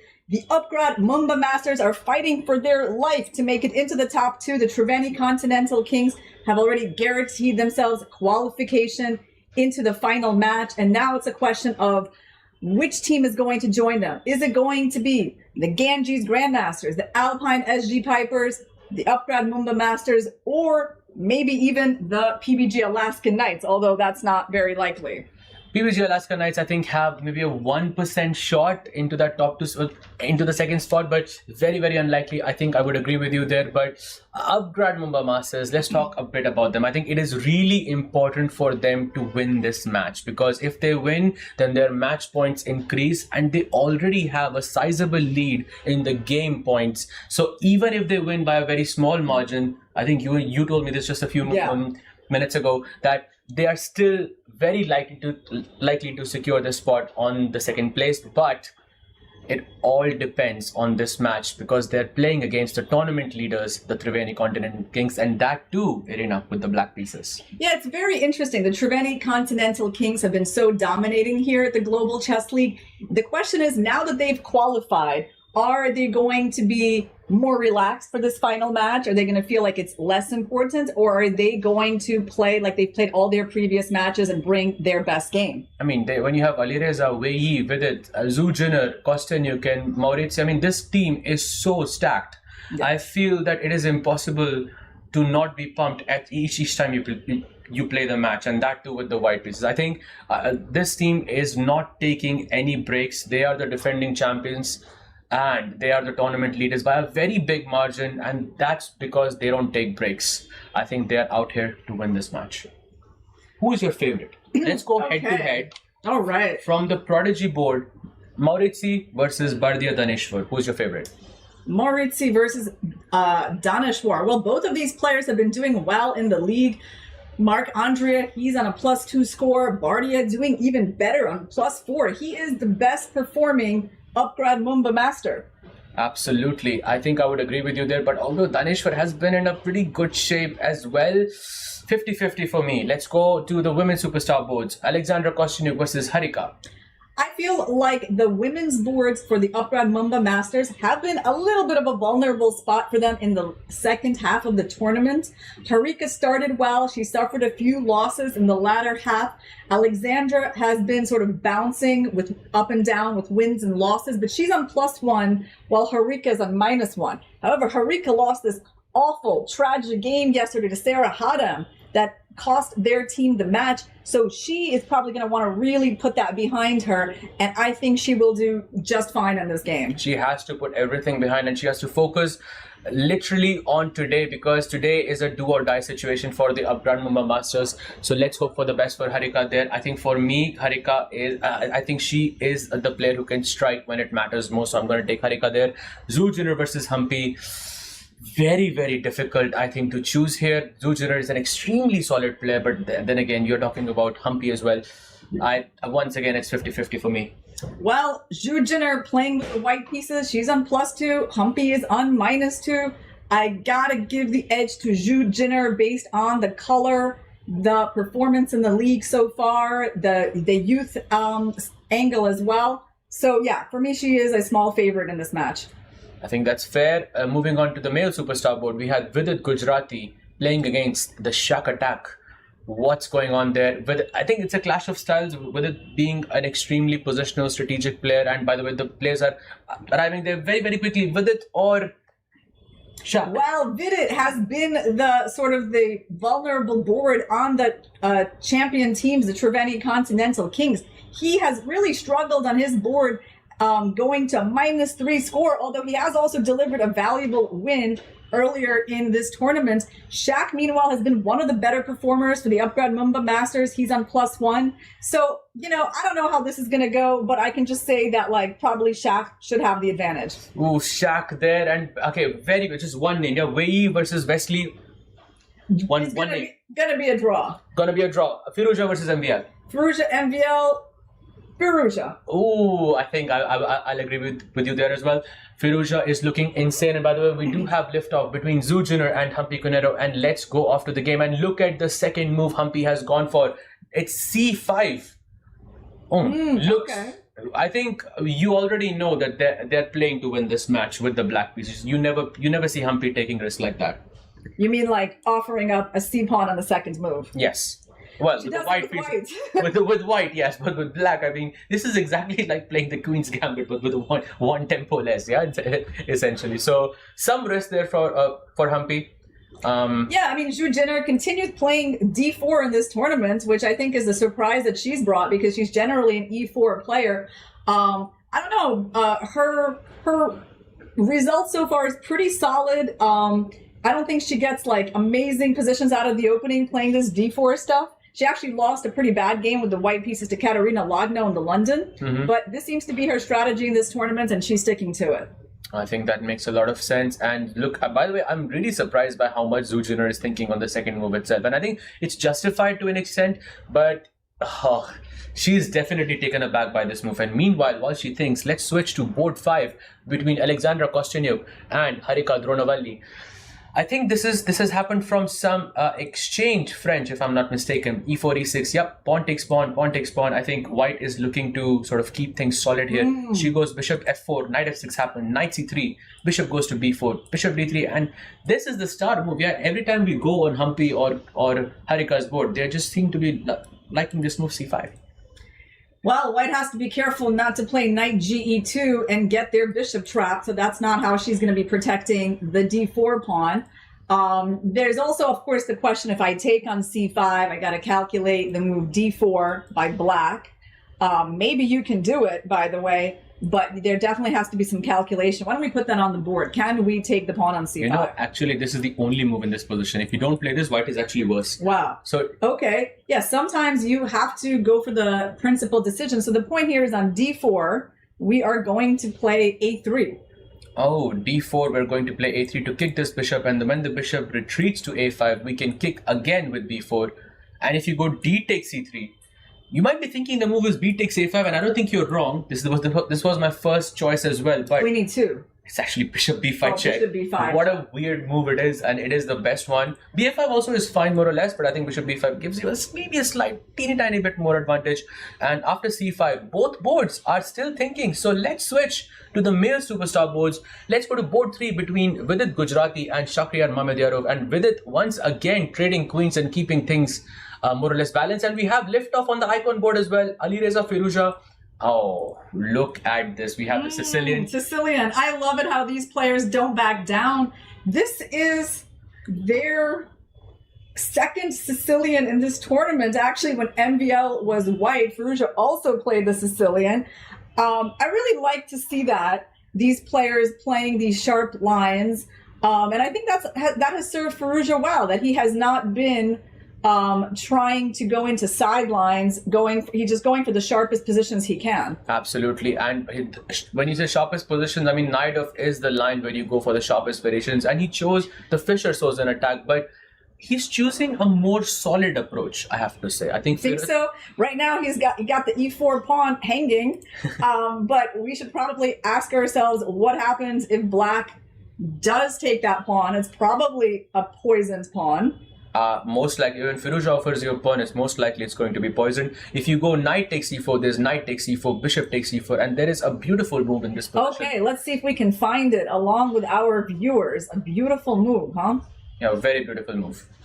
It's very beautiful. Insane. Wow. But okay, I think. Hold on. Do we have a chance to find it? Yes. We do. Yes. It should be like this first or the second move that comes to your mind. Right. Well, the first move that comes to my mind is knight e6, but I don't think that's... That's why I said first or second. Right, so it could be bishop e6. No, it's third. Okay, it's third. Queen g4. Absolutely. You got it right. Absolutely. And there's queen g4 attacking the bishop and the pawn. And I think you're going to sacrifice bishop takes e6 in the next move, but you just want to gain some momentum beforehand. But MVL does not play this. He goes knight c6, challenging this knight on d4, and Firouzja responds with castle. Oh, queen e2. So he's maybe wants to even castle queenside in this position. Yep, long castle, and I think you're going in the spirit of, I believe it's called the Velimirovich attack, where you go g4, g5, and you just launch all the pawns on the king side and bring mayhem on the board. And I was wrong to say that Firouzja is keeping things solid. It looks like the whole team is keeping things solid except for this board, because Firouzja is playing to win. Stays true to his style, and I think that is a good idea. Well, I mean, you definitely want to do that when you're not risking anything, right? Why would he change what he's been doing, especially now that his team is guaranteed qualification? Absolutely agreed. And meanwhile, by the way, there is a huge update. I don't think we've covered all the boards, but there is a huge update incoming on board 5 between Alexandra Kostyanyuk and Harika Dronavalli. I think Kostyanyuk has made a huge mistake. I'm not sure if it's a blunder, but the bar really likes black position. Is it 94 that actually, what is it that if the move, actually knight e4 gives her a very good advantage. Even queen e7 gives her a very good advantage. But the move is king f8? King f8. And basically white is close to, well, it's a minus 1.6, I think, close to being a losing advantage, yeah? Wow, because basically everything is hanging in a white's position. But hold on, I'm not convinced yet. Like, what if I go knight f3 here? Knight f3? There's going to be some sort of queen a5 at some point. I don't know. Yep, you are absolutely correct. It is indeed bishop takes e3 first, b takes e3, and then you play queen to a5, attacking this bishop on b5, and also in very sneaky way threatening rook e8 as well, pinning your queen and the rook. And this means that Kostyanyuk is in trouble. But Harika does not find this. She goes queen e7. Okay, well, that's a solid move. King f8 was pretty anti-intuitive. I mean, you have to calculate that kind of stuff in a rapid game. You might not just have a sense. Like, that's really the way to go, so we can't blame her too much. So there is a trade of bishops on d7. Yep. I think, actually, she can take with the king, right? If she wants to. And that's probably... That way she keeps her knight on more active position. Exactly. Taking with the king is the better decision here, because if you go knight takes, then, I think in both scenarios, I think white is going to go queen takes e7 at some point, and then you're going to have to go king takes, and then you just have to compare, is my knight better on d7 or on f6? But I think on f6, as you pointed out, is correct, because the knight defends the d5 pawn. So after bishop takes d7, this is a good decision, but Kostyanyuk is no longer losing. I think she's more or less back in the game, and we'll have a proper fight here. Okay, we got the queen trades. Yep. Incoming, actually. Yeah, Alexandra still has to play the move queen takes e7. Yep. And maybe we could go to... Let's go to Vidit versus Shaq. I don't think we've looked at that game that deeply just yet. Vidit having a good advantage in the end game. Vidit is a very dangerous player, I feel, in such positions, because I think this is exactly true to his style. Very positional, solid. What do you make of it? Okay, well, let's see the time situation. So he has 16 minutes, not down on the clock. So he went for an endgame against Shaq, which I think is a good idea. Definitely makes it easier to keep things under control and not give a lot of scope for Shaq to develop an attack or sacrifice too many pieces. I like the king on c2. That's a great position. It's better than the king on g8. The knight on a6 is a bit restricted. Actually, there's sometimes it can be a move like h4 in the position for white. But basically, white has more space in the center with that pawn chain from g2 to e4. So I also don't like the way the bishop on g7 is staring into a pawn chain. So not only is it very solid for Vidit, I also feel like it's actually more pleasant to play as white. White has actually a very big advantage in this position. All the points that you mentioned, better pawn structure, safer king, better knights, I think all contribute to just a more pleasant experience for Vidit here. Knight c4 is a quite annoying move, I would say, for Shaq, because you're threatening this knight a5 idea, and with that you would paralyze this pawn structure. The bishop is also sort of guarding the b7 pawn and unable to get out in the process as well. So I think here with it looks really solid. I think good chances for him to go for a win. He goes knight c4 here. He's the only board that looks very, very good for the Triveni Continental Kings. Well, let's see what's going on with Zhu Jinner and Humpy. It doesn't look like it's the most exciting position on the board. It's a symmetrical structure. You know, Zhu Jinner just trying to be solid. Of course, black is about to play b5 and bishop b7. By the way, the knight on c3 is a little bit misplaced, which is why I think the engine bar slightly already prefers black, because compared to the knight on d7, it's actually less flexible. These little difference, otherwise the position is going to be almost the same. But when the black bishop goes to b7, he's not going to have a knight blocking him. Absolutely great point there. The knight on c3 is slightly misplaced. If you could just put this knight on d2, it would be a great situation for Zhu Jinner. But right now, Humpy slightly better because of this b5, bishop b7, rook c8 business. I think Humpy can strike here. Good chances. Good chances. I don't think we have looked at the game of Wei Yi versus Wesley So. So let's take a quick look on board 2. Here, this is the current position. White has just gone for a4. And Irina, before you break down the position for me, take a look at the clock. Okay, let's break down the clock situation. So, Wei Yi, 19 minutes versus 11 for Wesley So. That is a significant difference. Wei Yi is also currently up a pawn, so he's played a4. The only problem is his king looks a little bit weak on those light squares. His bishop is on b5 instead of on g2, where he would prefer it to be. So Wesley has some kind of initiative in this position. He would love to put that bishop on b7, but for now he cannot. In terms of a move here for black, well, first of all, if you move the knight to e5, there might be some sort of bishop e3. So he goes queen h5, threatening a checkmate. Yep. And how are we going to stop that? It looks like, okay, we have a few options, right? There's f3, there's h4. What is it going to be? It's going to be h4 by Wei Yi. Actually, that's a mistake in this position. He should have gone for f3 instead, and he would have kept some of his advantage. And with h4, he gives a, I would say, a pretty good chance of scoring a win with the black pieces here. Oh, I just see a tactic in this position. A tactic for black? No, not here, but I'm just going to create the position in, just now. If let's say white goes, black goes bishop b7, yes. Bishop d2 happens, black goes bishop to d6. And now my question is, why can't I go bishop takes a6 in this position? I don't know, it looks like a normal move. Why can't you go with bishop a6? Hold on, I haven't yet figured out what you got. Maybe the chat can tell us. Maybe, but for now, not so obvious. It could, I mean, rook e8 somewhere seems like a helpful move. That's, I think that should be winning as well. Okay, but we've got more. Yeah, there is something huge in this position. Wow, my knight's pinned. You want it to be huge. Yep. How to unpin the knight? That's the question. How to unpin the knight. Yep. Black should try to unpin this knight. And let's take a look at the chat if they have found the answer. Oh, God. Oh, no.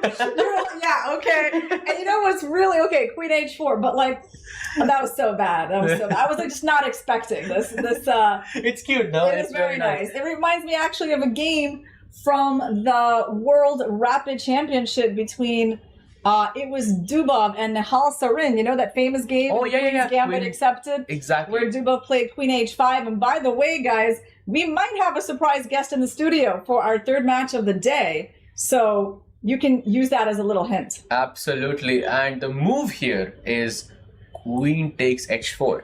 And if you go pawn takes h4, let's finish this off, Irina. Okay, guys, look at those open diagonals against the white king, and the bishop on b7 is doing an amazing job of cutting the king, so we just need to find one more check. And that is bishop h2 checkmate. That's the current move. And I think this was my vision when white played h4. That okay, you can see what you mean. You can kind of set the bishop here, bishop there, and sort of create something like this. But Wesley goes rook b6. Computer calls it a slight miss, but I think it's a good practical try because your rook is shifting on the king side and joining the attack in some fashion. Plus, so it's trying to go to e6 because thankfully white does not have the move knight d5 for now because the black queen controls that square. It's an important little detail. So rook e6 seems to be the idea, but he definitely also wants to put his bishop on b7 soon. Absolutely, bishop on b7 and rook e6 looks, I mean, this looks so powerful for black. I think for the next few moves, Wei Yi has to be really careful, yeah? Yeah, I agree. But meanwhile, let's go to the board between Alireza Firouzja and MVL, because those players are in the middle of a crazy position. Wait. What happened here? This wasn't even the position. This was the position. He goes b4, knight c6, bishop c6, ab4, and he goes queen b8. I remember this variation from some other, it happens from some other move order. Rook d4, he goes short castle, f3, e5, taking the rook away, goes rook c4, keeps rook c8 maybe? On the b4 pawn. Black goes bishop b5, by the way, the best move in the position. Oh, it's tricky. You can't take that bishop because ab opens up a discovery on that bishop on a2. Ooh, that's actually a very nice point. Takes is a blunder. ab5 keeps an eye on this and the rook as well. So after g4, Firouzja says, take my rook. I will capture back with the queen and I have access to the light squares, which is great compensation. Black reminds me of the exchange sacrifice Noterbek Abdusatorov made against Jose Martinez, also for the light square compensation at the World Cup. Oh, so how is your memory? I mean, that's I like to make these parallels, amazing. Some other famous games. But yes, that is a very similar motif, right? Absolutely. And he goes g5 and black goes d takes c4 in this position. So he keeps his light square bishops in check, takes the knight on f6, bishop takes f6, and Firouzja is in some trouble because here there is just one move for MVL that is close to winning, but if MVL does not find this, the position is equal. Wow. Okay. Well, let's break this down in some human way, right? So right now, White has 6 pawns against 6. Oh no, he's about to make the move bishop d8. I kind of, I wanted some time to get there, right? There was no move actually. Bishop d8 was not the best move. It was actually a5 and to allow White to take on f6. Okay, that's very hard. That's very difficult. Yeah. He goes bishop d8 and Firouzja is now back in the game with bishop takes c4. He is an exchange down currently, but this knight on d5 is a fantastic piece and he has access on the g file as well.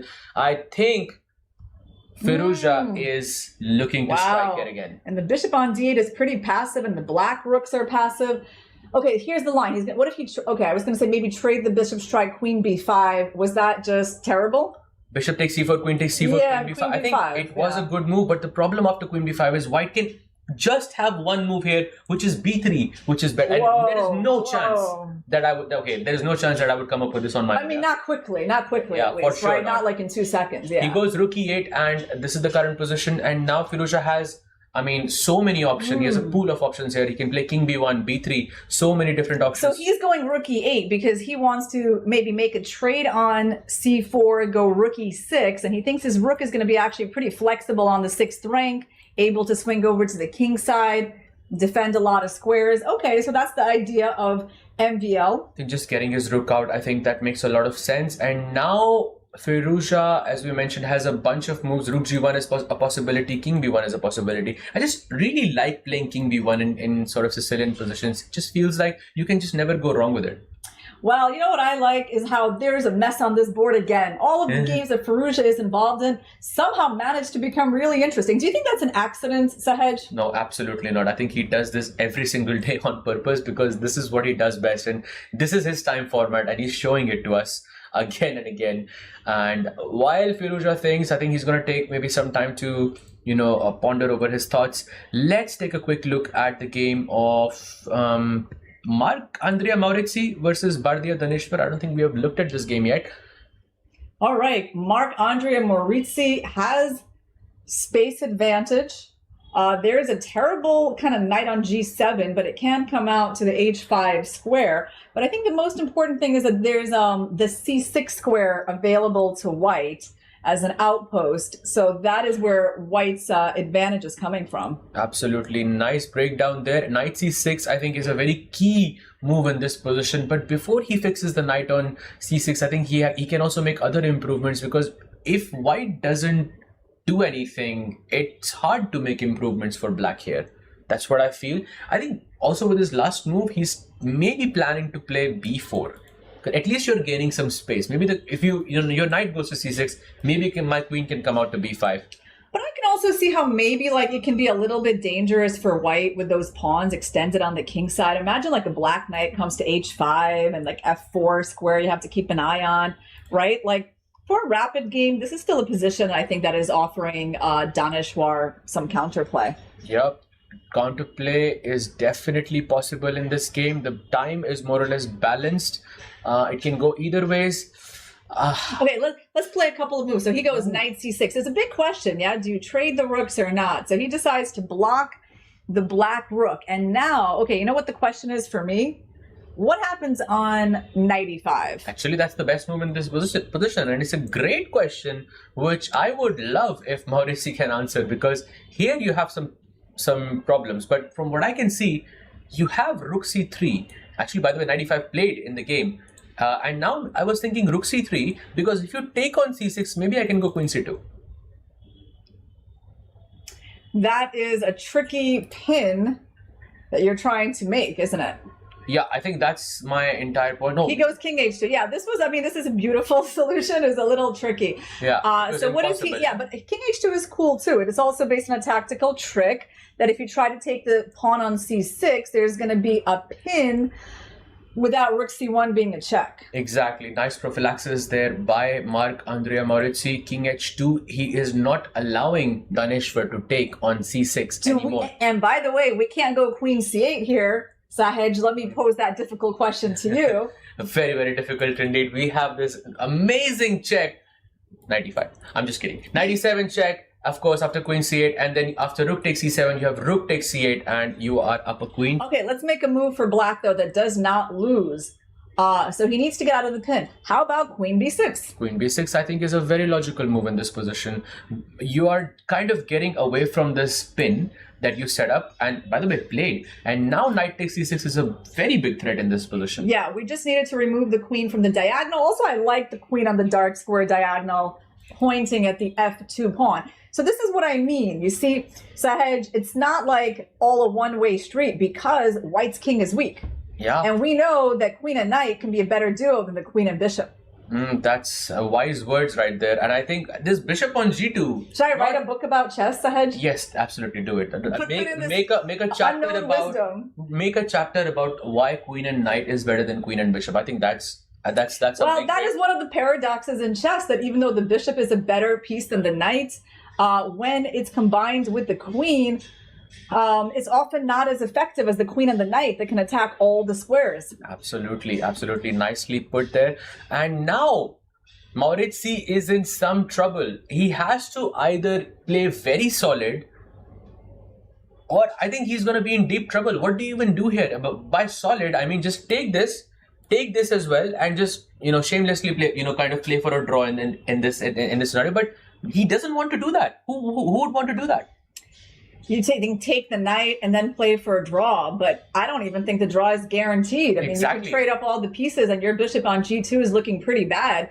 So personally, right now, unless white finds a really good answer, I'm starting to prefer black in this game. Wow, that would be a huge win for them, and for the upGrad Mumba Masters, because they definitely want a win at least on one blackboard, because then it puts the pressure on the Triveni Continental Kings. Well, they don't feel the pressure just yet. They've already qualified to the finals, but still, for the upGrad Mumba Masters, they definitely want this win with the black pieces. It's gonna come with a 4-point, just those juicy 4 points, and they're already leading on the game points as well. But aren't you worried for white's position? Bishop f3 was nice to stop knight h5. So this knight is probably going to go to e8 and d6. Oh, e8 and d6. I think that's a beautiful idea. Knights belong on outposts. He goes knight e8 and then he goes h4. And with the idea of h5, maybe trying to break through. But what are you going to break through with? There is nothing to do there. Well, Maurici is playing quickly. That is good. He couldn't play h5 yet because it would wind up hanging the e4 pawn. So if he tries queen c5, maybe white gets some counterplay with queen a5. So he needs to be a little bit careful. He could try an interesting move like pawn to a5 and try to put the pawn on b4. So you fix the pawns on the dark squares, then you can play queen c5 and slowly try to improve. Or even one day go knight b5, knight d4, Ooh, that's amazing. I don't know, I like a5. Maybe even knight on c3 as well in some situations too. But I think that's a good... and he went for it. That's not what he played. He goes a5, one of the best moves in the position. But now I think Maurici has to go for b4.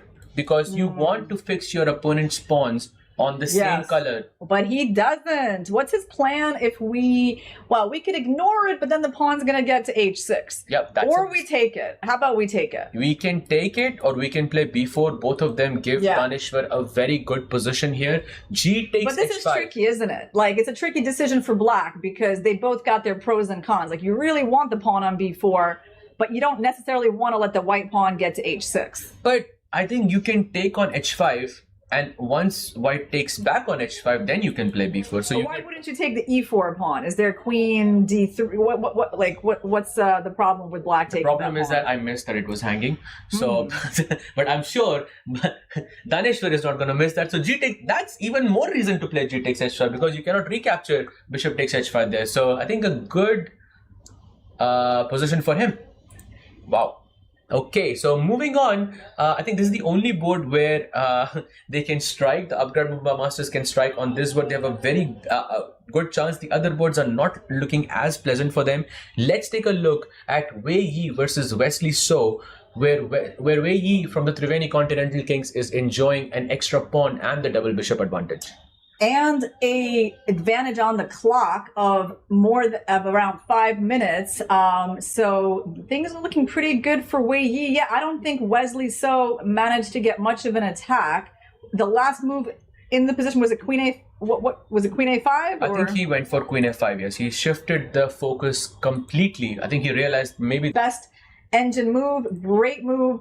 You know, I just love what he got in this game. Once I saw white with his weak king, the potentially bad light squared bishop, I was like, there's problems looming here. Absolutely. And look at this. Alexandra Kostyuk also seems to have spoiled the position just a little bit because Harika does have a very good advantage. She's an exchange up currently, but maybe hard to win. What do you think about this? Well, yeah, certainly Harika will be happy here, but the knight on e4 is very powerful, kind of holding the position together.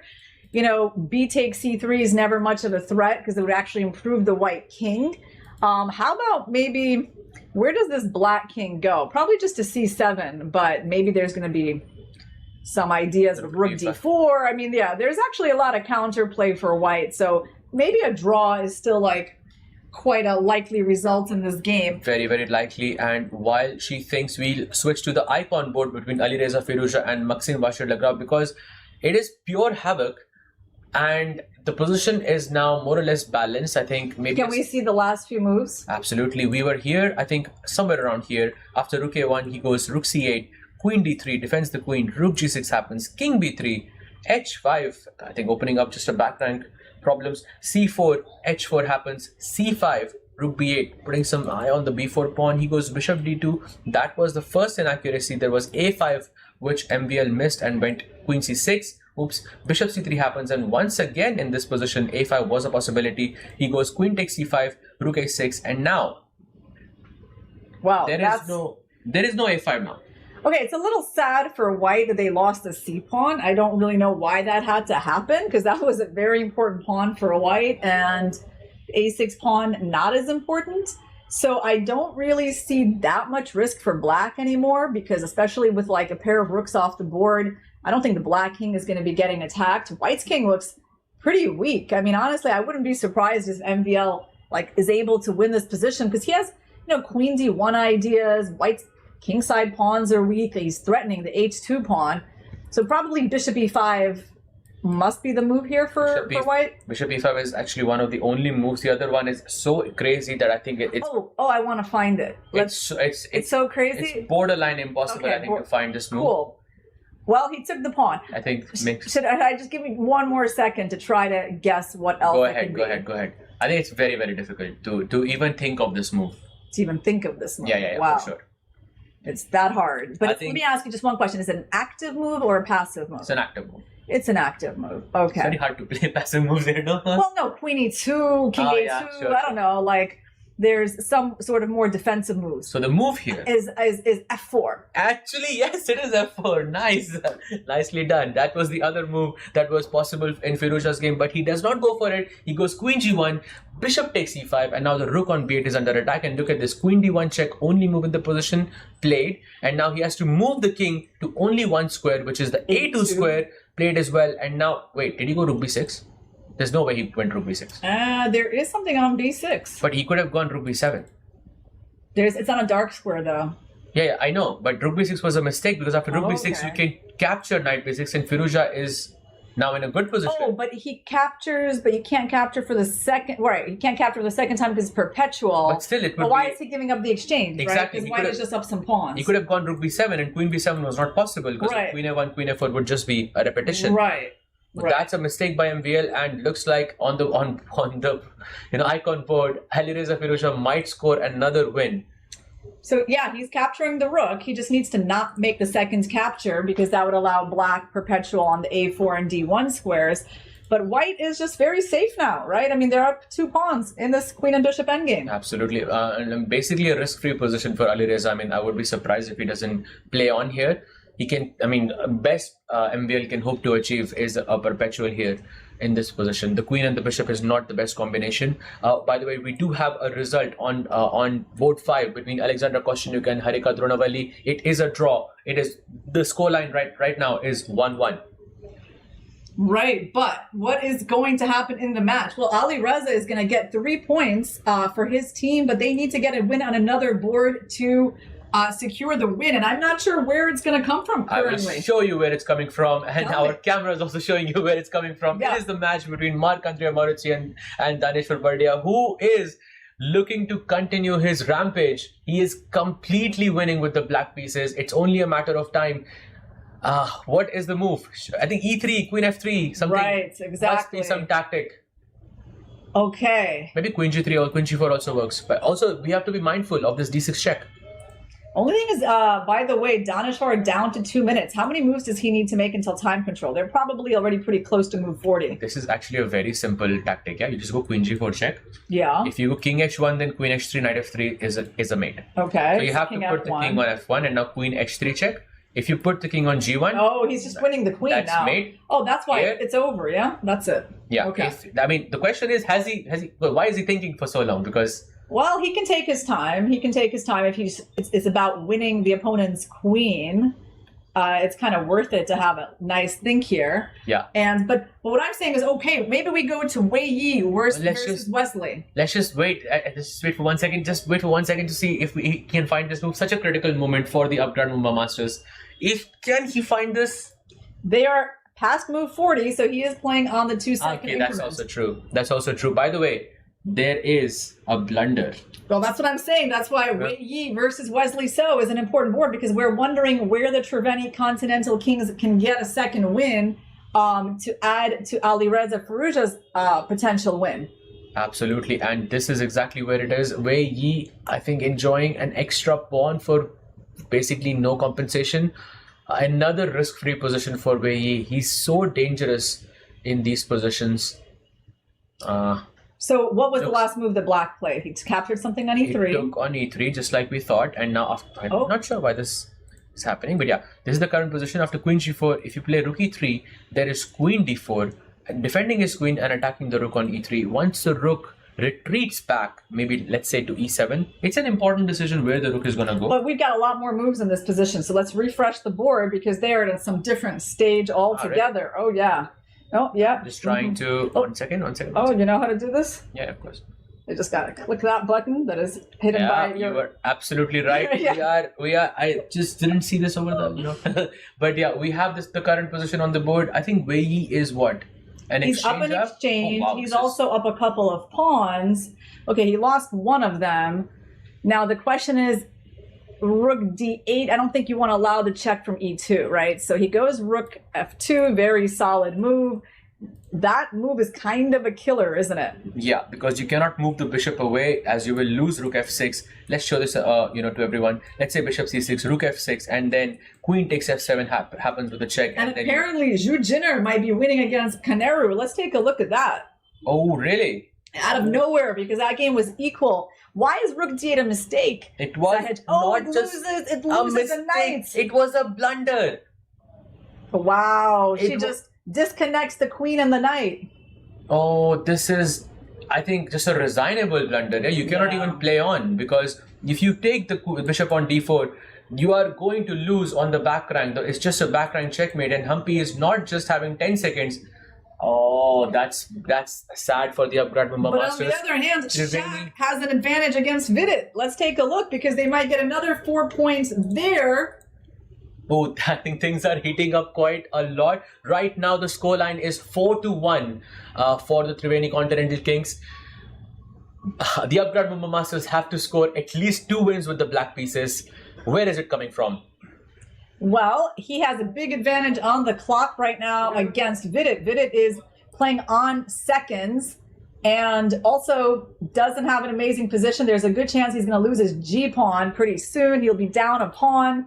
Right now, he's also in a pretty nasty pin on the H-file. He goes Rook H6, I think going for that G6 pawn like you mentioned. He cannot play Rook G1 as he will let go of his bishop on H4. So what does he play? He goes Bishop D8 in under 5 seconds. Rook takes G6 and now, oof, this is bad. Knight E4. He's just a pawn down here with, okay, the knight is putting up a nice clamp, not allowing E4. The problem, though, is that the Triveni Continental Kings looks like they're set to get wins on the top 2 boards in addition to Zhu Jinner's win, and that would actually put them ahead despite losing 2 games with white. Ooh, so it kind of looks like it might be the end of the road for the upGrad Mumba Masters. Oh, that is sad indeed, and Triveni Continental Kings once again showing why they are the tournament leaders and the defending champions. Wow, great show by them. Let's switch maybe to Alireza Firuza and MPL's board. Oh, by the way, Wei Yi and Wesley have just finished their match, and Wei Yi has defeated Wesley. And with that, Mumba Masters, the Triveni Continental Kings go 7-1, I believe. Well, they're doing great. So let's go to Alireza Firuza's board. He's up a bishop. Oh. And he does still have a passed B-pawn. Yeah, I think this is just dead lost. All you can, maybe you have some tactic with Queen G2, but even that's not working because I can just capture and go Bishop D4. Nice move E5, right? He just wants to actually open the bishop and get the attack on checkmate on G7. Absolutely. So F takes E5. I mean, there's not much to it. There's not even a single check on. You know, White's king is on C5 and there wasn't a single check on the board. That's very, very strange.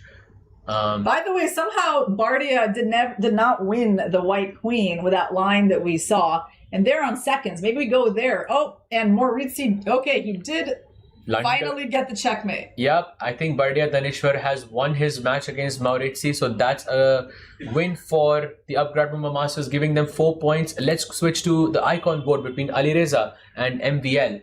This is a very crucial match because if Alireza wins this, then they seal the victory. If not, then upGrad Mumba Masters still have an outside chance. Yeah, I mean, the only way for Alireza to mess this up is by blundering... a queen?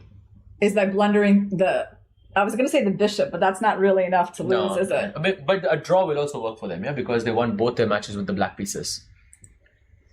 Yeah, wow, the Triveni Continental Kings, they came to play. They all played quite good chess, right? Yeah, absolutely. And now Alireza looks back to see the scoreline. Oh, but look at this. King D4, this Queen A7 check.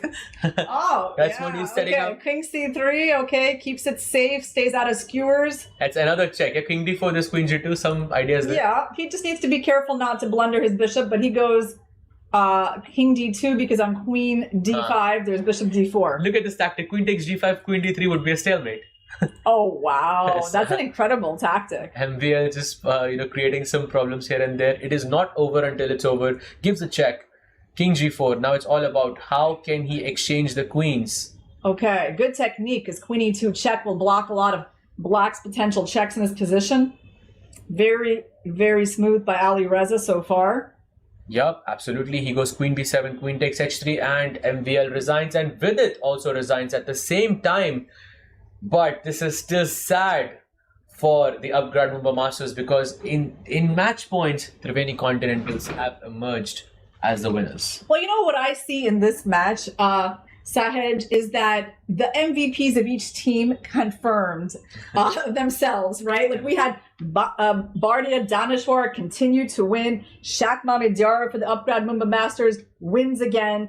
And then for the Triveni Continental Kings, their most informed players, Alireza, Wahi, came up with the wins again. Jujaner moved to +3 as well. So nothing really that dramatic happened. It's just like the Triveni Continental Kings are in good form here. Absolutely, but that scoreline looks so sad for the upGrad Mumba Masters because it was just 1 point that separated them from the tournament leaders, and with that, they are on 4th place. I think, I think more or less they are still going to play the match for the 3rd and the 4th place with this, but their dream of finishing in the top 2 is finally over.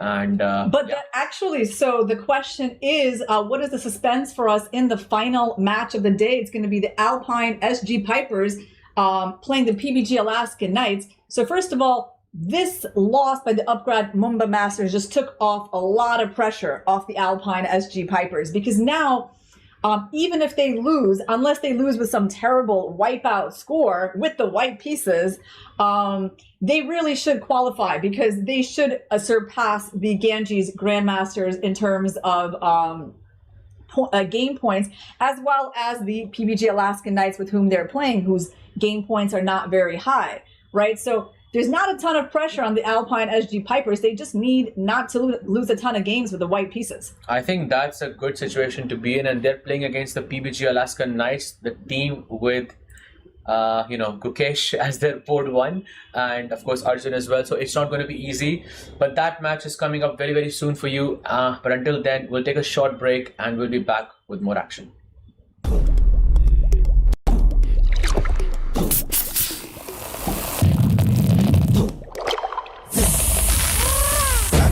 Grab it, visit, grab it, grab it, visit, grab it,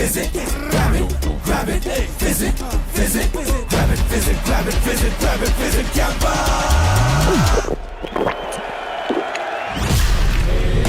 Grab the fizz, Gampa wali fizz. While they make game-winning moves, you make career-winning moves with upGrad. Make your move now.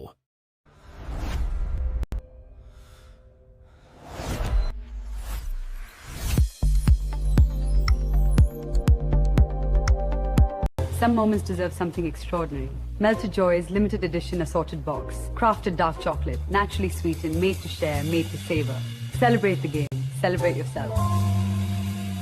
माँ मैं निकल रही हूँ। खाना भी तैयार है। आखिर कौन सी ट्रेन छूट जाएगी?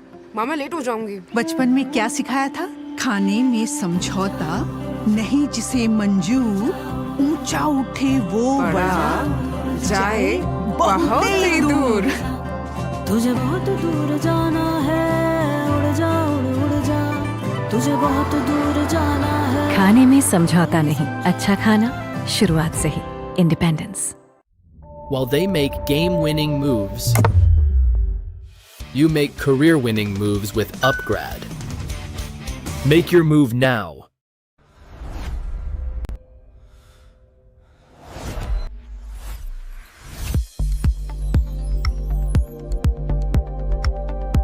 Some moments deserve something extraordinary. Melted Joy's limited edition assorted box. Crafted dark chocolate, naturally sweetened, made to share, made to savor. Celebrate the game. Celebrate yourself. आज हम कुछ नया सीखेंगे। एक दिन स्कूल में फुटबॉल आया और फुटबॉल ने मुझे बताया, ये सर सिर्फ पानी का मटका उठाने के लिए नहीं बना, ये पैर डर के भागने के लिए नहीं बने, घुटने किसी के सामने झुकने के लिए नहीं बने,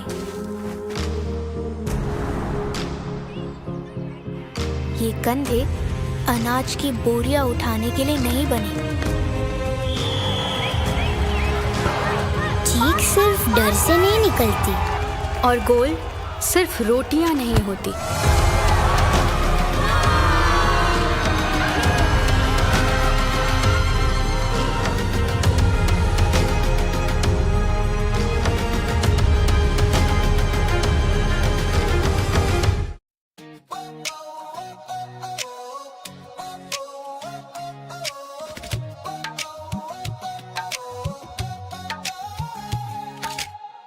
Spotlights burning through the night, legends stepping into the light.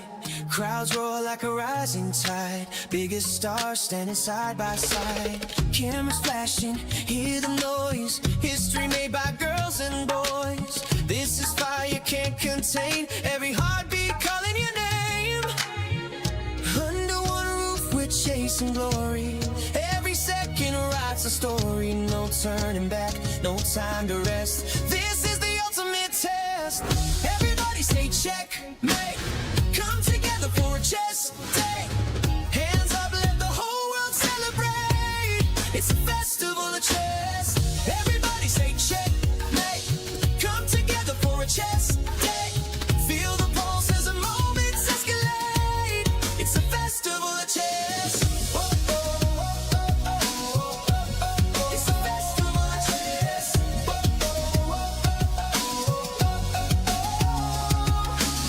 Fans from every corner of the globe holding their breath as the tension grows. Heart rate sinking with the stage, one spark setting off the cage. Voices rising from the stands, history shifting in their hands. Every movement louder than the last, future racing with the past. Under one roof we're chasing glory, every second writes a story. No turning back, no time to rest, welcome to the ultimate test. Everybody say checkmate, come together for a chess day. Hands up, let the whole world celebrate, it's a festival of chess. Everybody say checkmate, come together for a chess day. Feel the pulse as the moments escalate, it's a festival of chess. It's a festival of chess.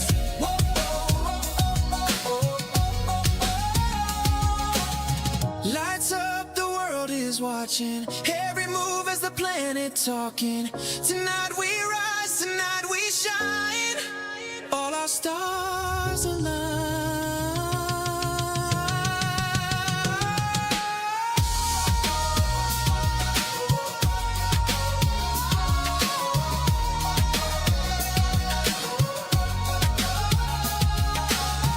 Everybody say checkmate, come together for a chess day. Hands up, let the whole world celebrate, it's a festival of chess. Everybody say checkmate, come together for a chess day. Feel the pulse as the moments escalate, it's a festival of chess.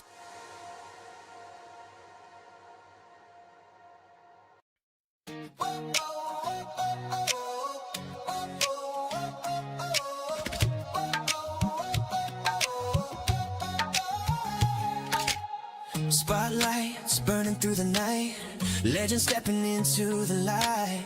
Crowds roar like a rising tide, biggest stars standing side by side. Cameras flashing, hear the noise, history made by girls and boys. This is fire can't contain, every heartbeat calling your name. Under one roof we're chasing glory, every second writes a story. No turning back, no time to rest, this is the ultimate test. Everybody say checkmate, come together for a chess day. Hands up, let the whole world celebrate, it's a festival of chess. Everybody say checkmate, come together for a chess day. Feel the pulse as the moments escalate, it's a festival of chess. It's a festival of chess.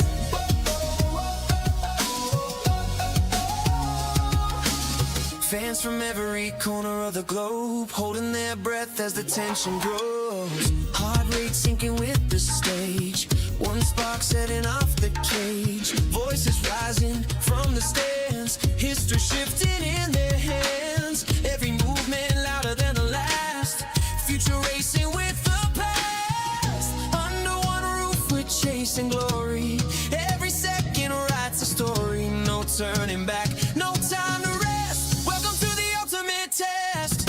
Everybody say checkmate, come together for a chess day. Hands up, let the whole world celebrate, it's a festival of chess. Everybody say checkmate,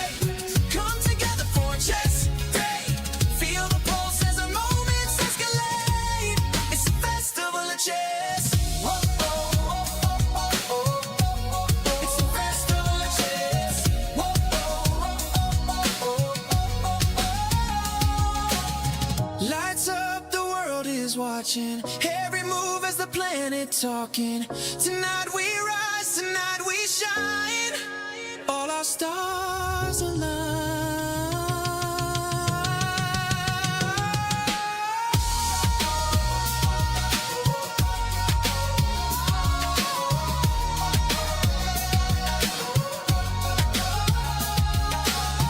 Everybody say checkmate. Come together for a chess day. Hands up, let the whole world celebrate. It's a festival of chess. Everybody say checkmate. Come together for a chess day. Feel the pulse as the moments escalate. It's a festival of chess.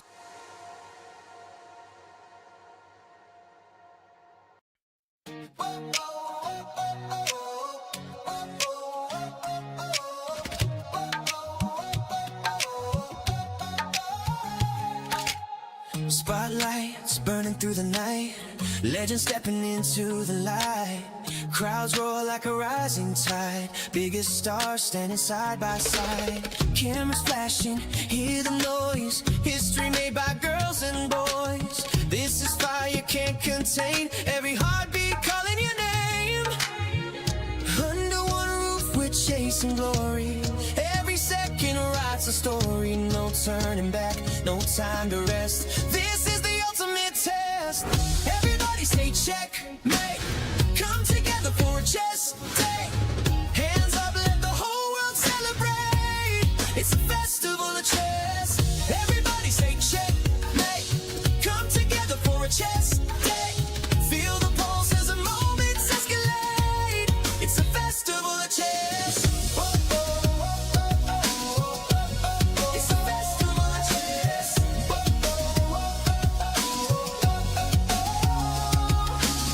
Fans from every corner of the globe holding their breath as the tension grows. Heart rate sinking with the stage. One spark setting off the cage. Voices rising from the stands. History shifting in their hands. Every movement louder than the last.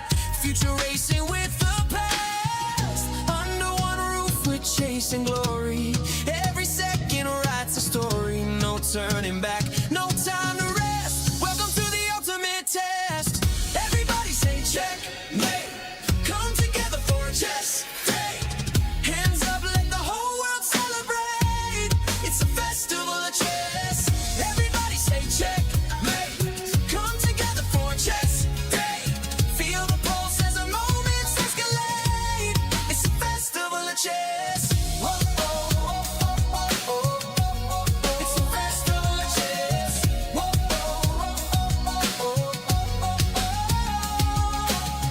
Lights up, the world is watching. Every move as the planet talking.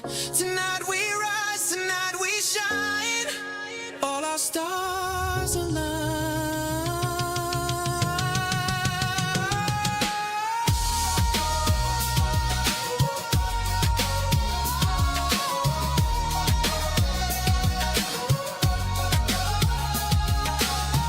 Everybody say checkmate.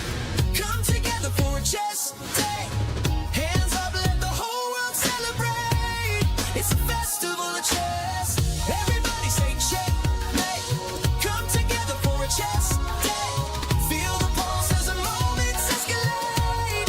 It's a festival of chess.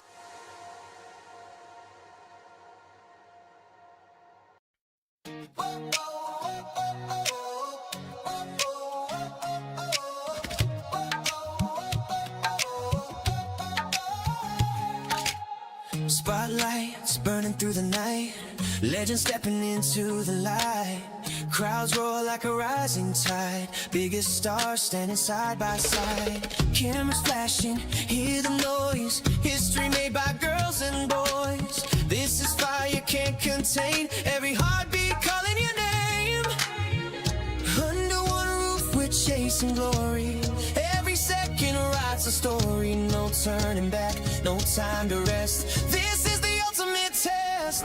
Everybody say checkmate. Come together for a chess day. Hands up, let the whole world celebrate. It's a festival of chess. Everybody say checkmate. Come together for a chess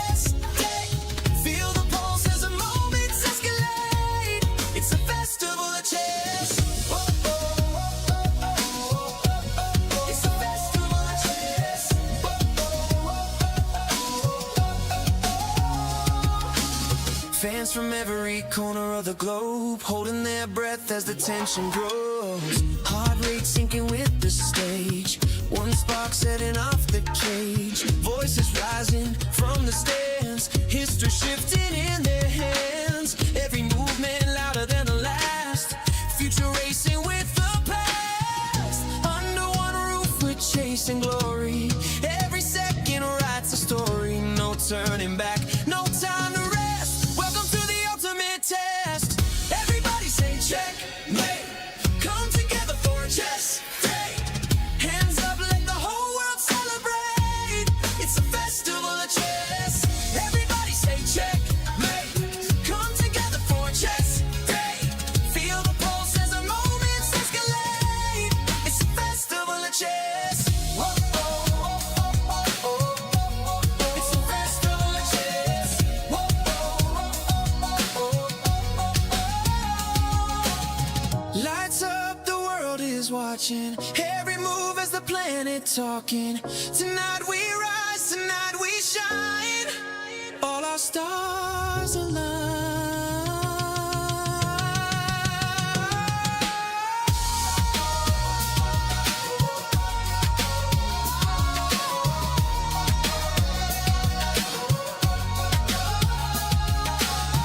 Everybody say checkmate. Come together for a chess day. Hands up, let the whole world celebrate. It's a festival of chess. Everybody say checkmate. Come together for a chess day. Feel the pulse as the moments escalate. It's a festival of chess.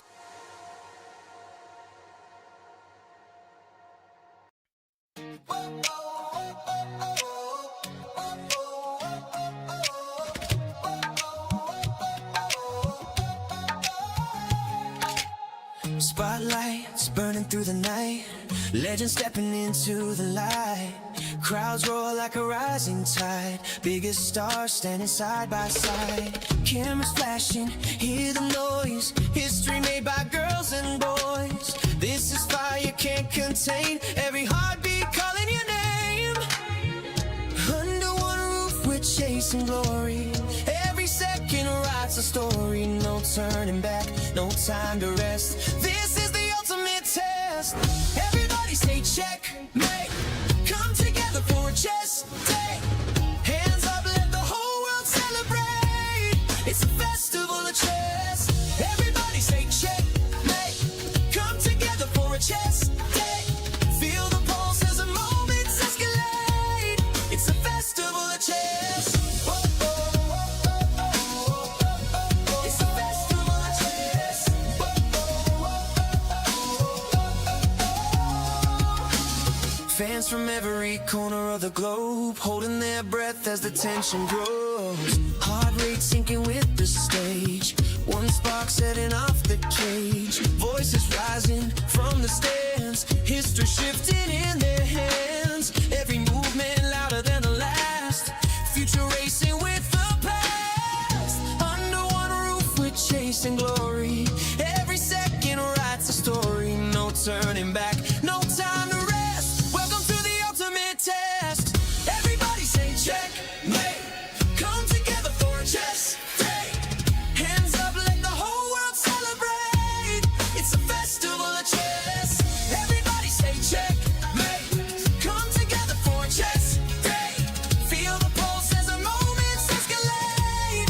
It's a festival of chess. Whoa, oh, oh, oh, oh, oh. It's a festival of chess. Whoa, oh, oh, oh, oh, oh. Lights up, the world is watching. Every move as the planet talking. Tonight we rise, tonight we shine. All our stars align.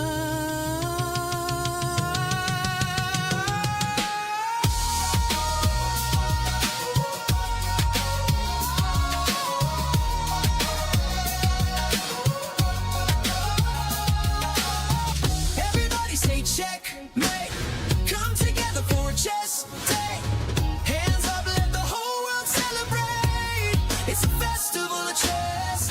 Everybody say checkmate. Come together for a chess day.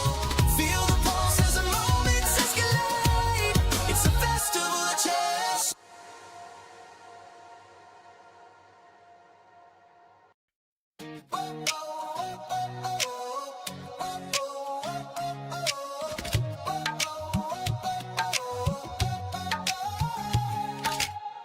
Spotlights burning through the night, legends stepping into the light. Crowds roar like a rising tide, biggest stars standing side by side. Cameras flashing, hear the noise, history made by girls and boys. This is fire you can't contain, every heartbeat calling your name.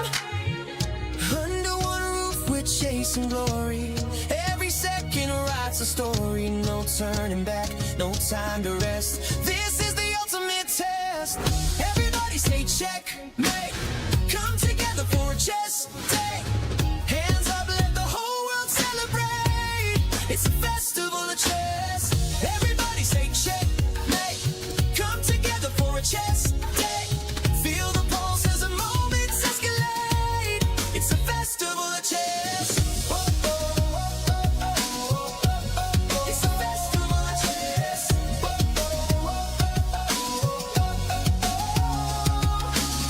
Fans from every corner of the globe holding their breath as the tension grows. Heart rate sinking with the stage, one spark setting off the cage. Voices rising from the stands, history shifting in their hands. Every movement louder than the last, future racing with the past. Under one roof we're chasing glory, every second writes a story. No turning back, no time to rest, welcome to the ultimate test. Everybody say checkmate, come together for a chess day.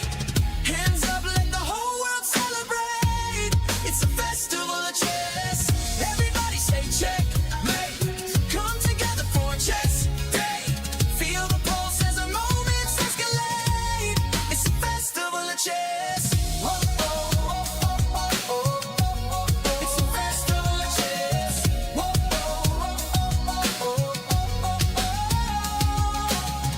Lights up, the world is watching, every move as the planet talking. Tonight we rise, tonight we shine, all our stars align.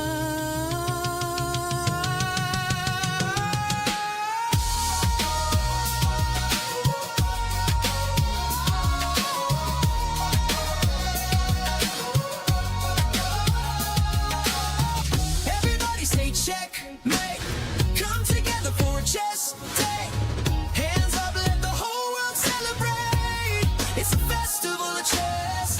Everybody say checkmate, come together for a chess day. Feel the pulse as the moments escalate, it's a festival of chess.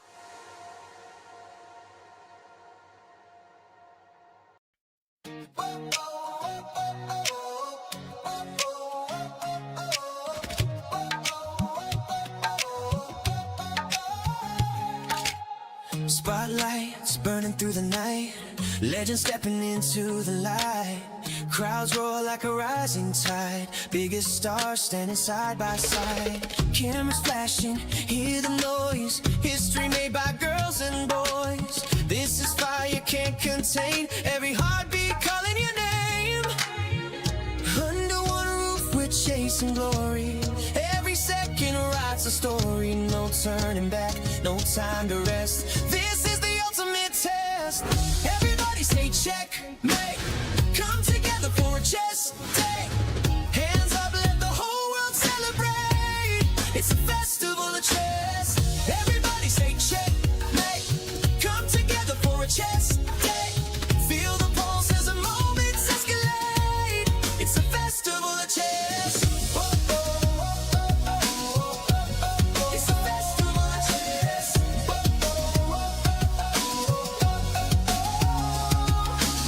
Fans from every corner of the globe holding their breath as the tension grows. Heart rate sinking with the stage, one spark setting off the cage. Voices rising from the stands, history shifting in their hands. Every movement louder than the last, future racing with the past. Under one roof we're chasing glory, every second writes a story. No turning back, no time to rest, welcome to the ultimate test.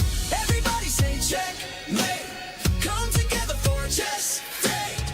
Hands up, let the whole world celebrate, it's a festival of chess. Everybody say checkmate,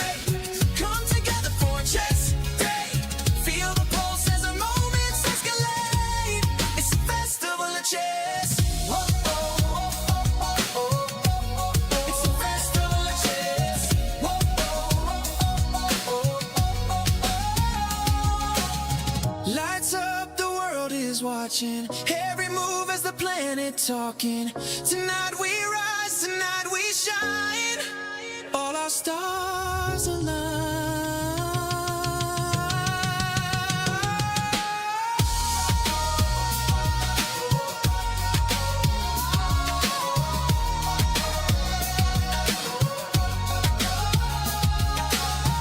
Everybody say checkmate.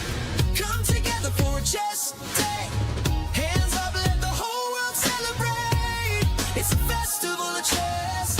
Everybody say checkmate. Come together for a chess day. Feel the pulse as the moments escalate. It's a festival of chess.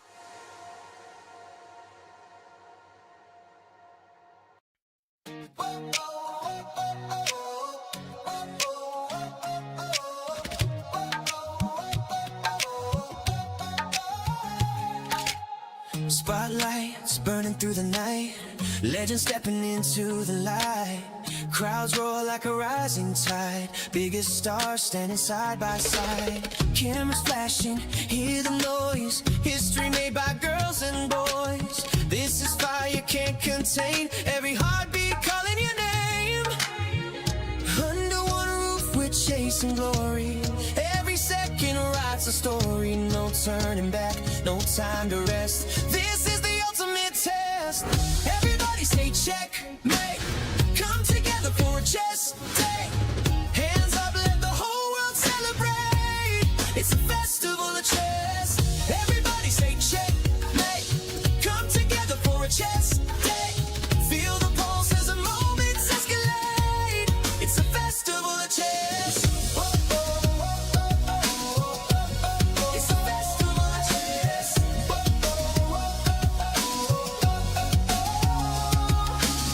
Fans from every corner of the globe holding their breath as the tension grows. Heart rate sinking with the stage. One spark setting off the cage. Voices rising from the stands. History shifting in their hands. Every movement louder than the last. Future racing with the past. Under one roof we're chasing glory. Every second writes a story. No turning back, no time to rest. Welcome to the ultimate test. Everybody say checkmate. Come together for a chess day. Hands up, let the whole world celebrate. It's a festival of chess. Everybody say checkmate. Come together for a chess day. Feel the pulse as the moments escalate.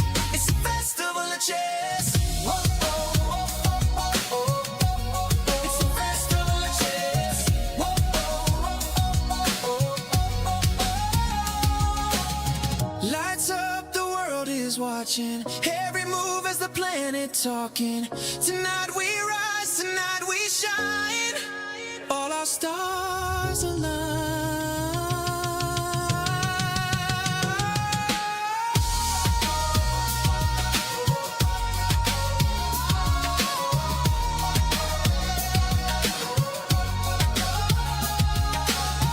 Everybody say checkmate.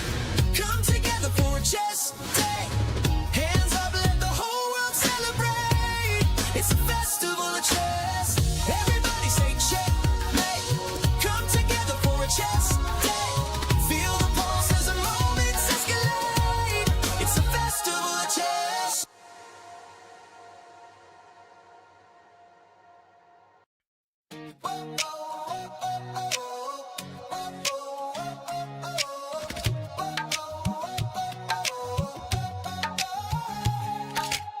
Spotlights burning through the night. Legends stepping into the light.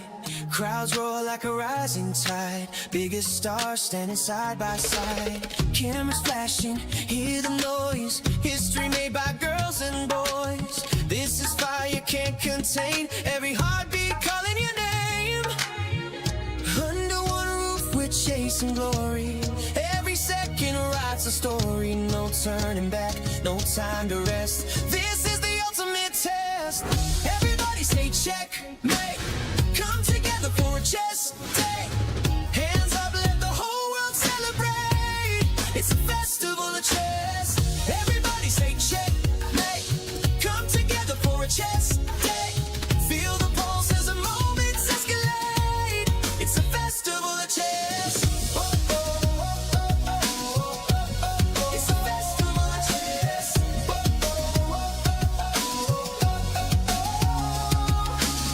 Fans from every corner of the globe holding their breath as the tension grows. Heart rate sinking with the stage. One spark setting off the cage. Voices rising from the stands. History shifting in their hands. Every movement louder than the last. Future racing with the past. Under one roof we're chasing glory. Every second writes a story. No turning back, no time to rest. Welcome to the ultimate test. Everybody say check, mate. Come together for a chess day. Hands up, let the whole world celebrate. It's a festival of chess. Everybody say check, mate. Come together for a chess day. Feel the pulse as the moments escalate. It's a festival of chess. Whoa, whoa, whoa, whoa, whoa, whoa. It's a festival of chess. Whoa, whoa, whoa, whoa, whoa. Lights up, the world is watching. Every move as the planet talking. Tonight we rise, tonight we shine. All our stars align.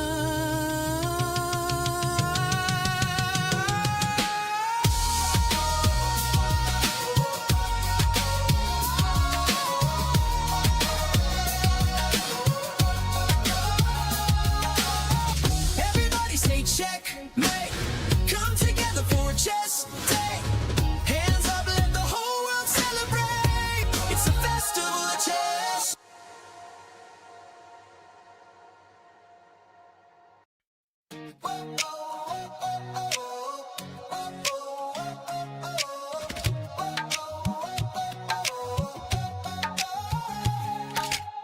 Spotlights burning through the night. Legends stepping into the light. Crowds roar like a rising tide. Biggest stars standing side by side. Cameras flashing, hear the noise. History made by girls and boys. This is fire can't contain. Every heartbeat calling your name. Under one roof we're chasing glow. जब घर में कोई किलकारी गूंजे, ये लोरी की धुन में गाती है। जीवन की आपाधापी में मन को सुकून पहुंचाती है। कोई अपना कहीं खो जाए अगर सीने से लगाई लेती है। कला अपने भीतर ही रहती है। कला अपने भीतर ही रहती है। कला अपने भीतर ही रहती है।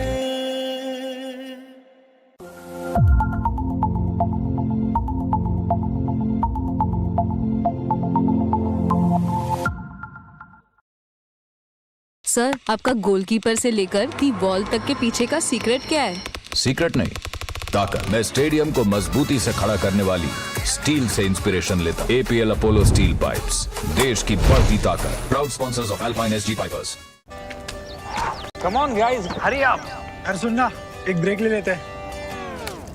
Guys, I'm telling you, तुम लोगों को सही से ट्रैकिंग नहीं आता। But that's okay, you can learn। रोज का ढक्कन देना। तो ये रेड वाला है, सही वाला देना। वे ढक्कन, पहले तो सही पानी पीना।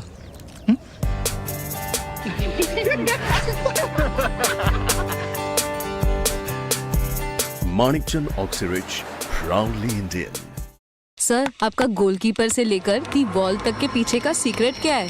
सीक्रेट नहीं, ताकत। मैं स्टेडियम को मजबूती से खड़ा करने वाली स्टील से इंस्पिरेशन लेता। APL अपोलो स्टील पाइप्स, देश की बढ़ती ताकत। Proud sponsors of Alpine Sg Pipers।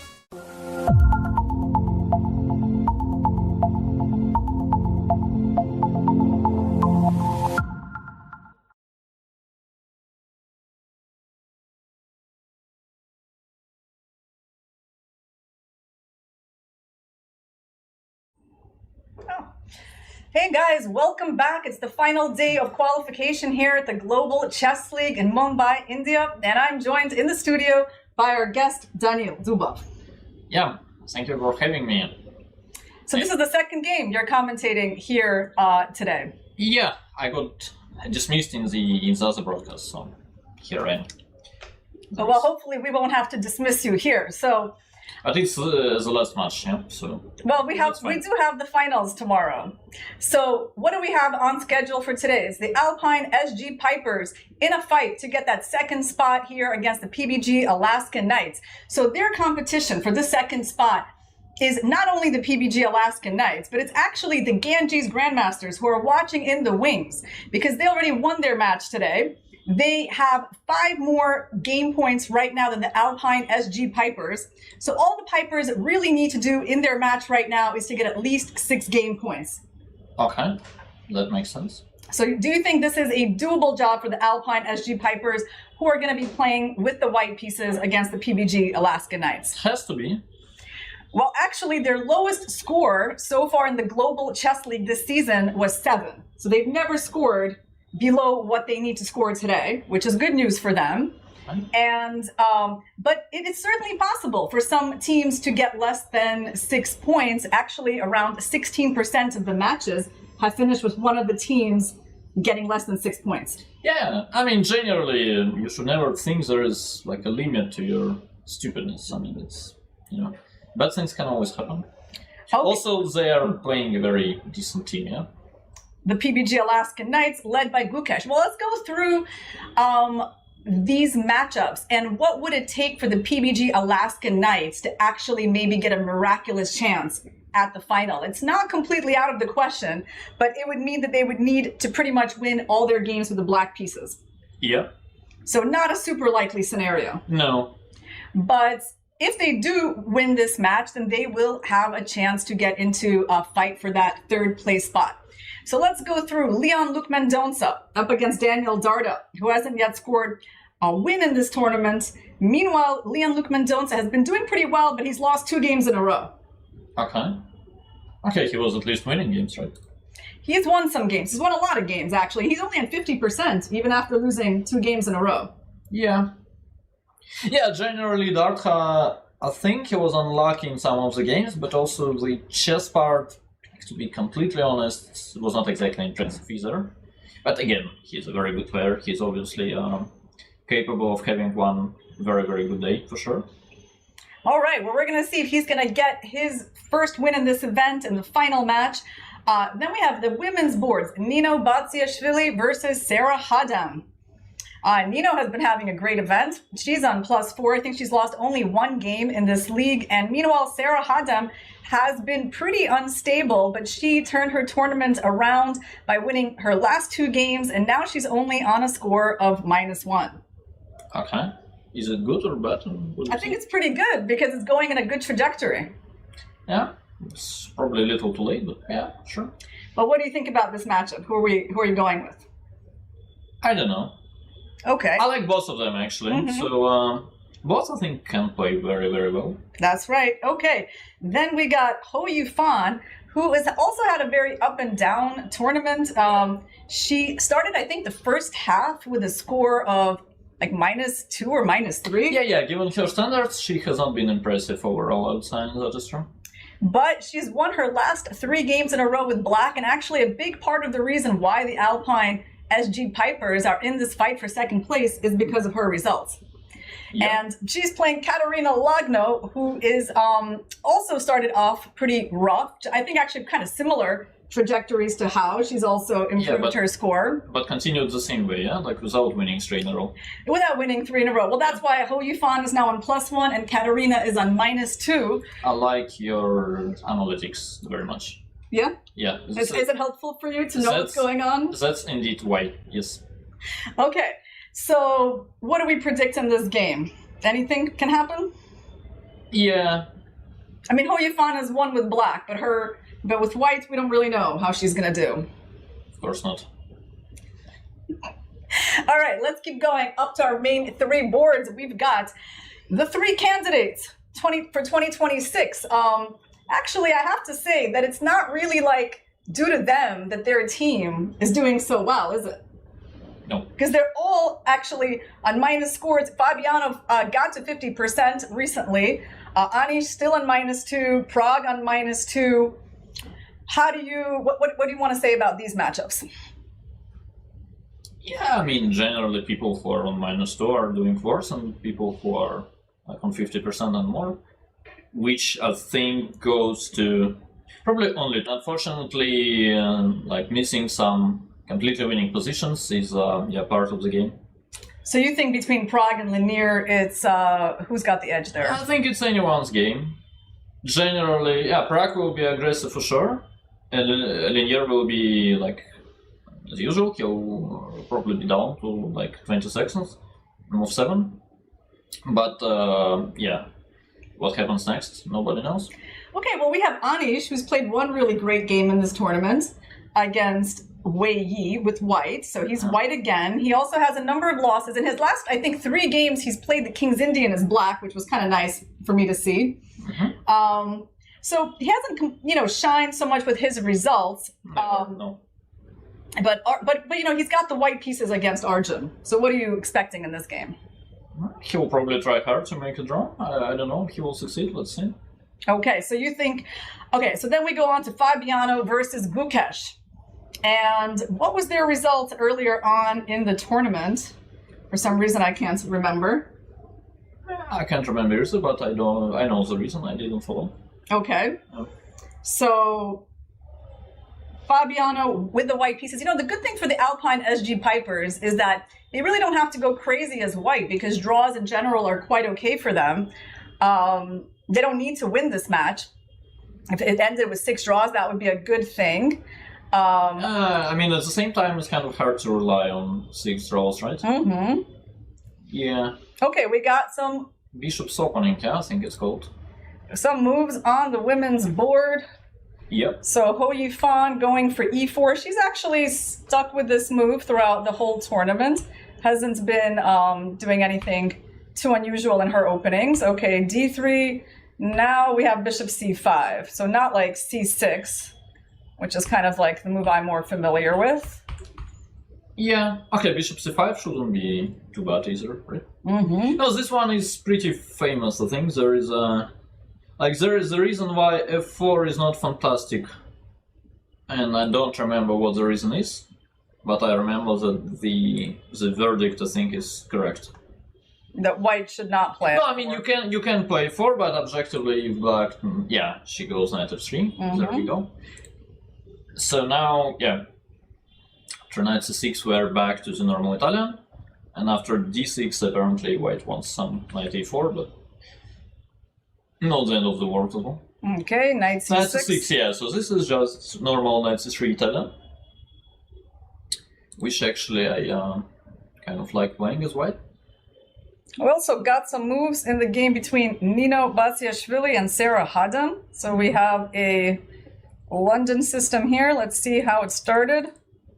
It started with the London system.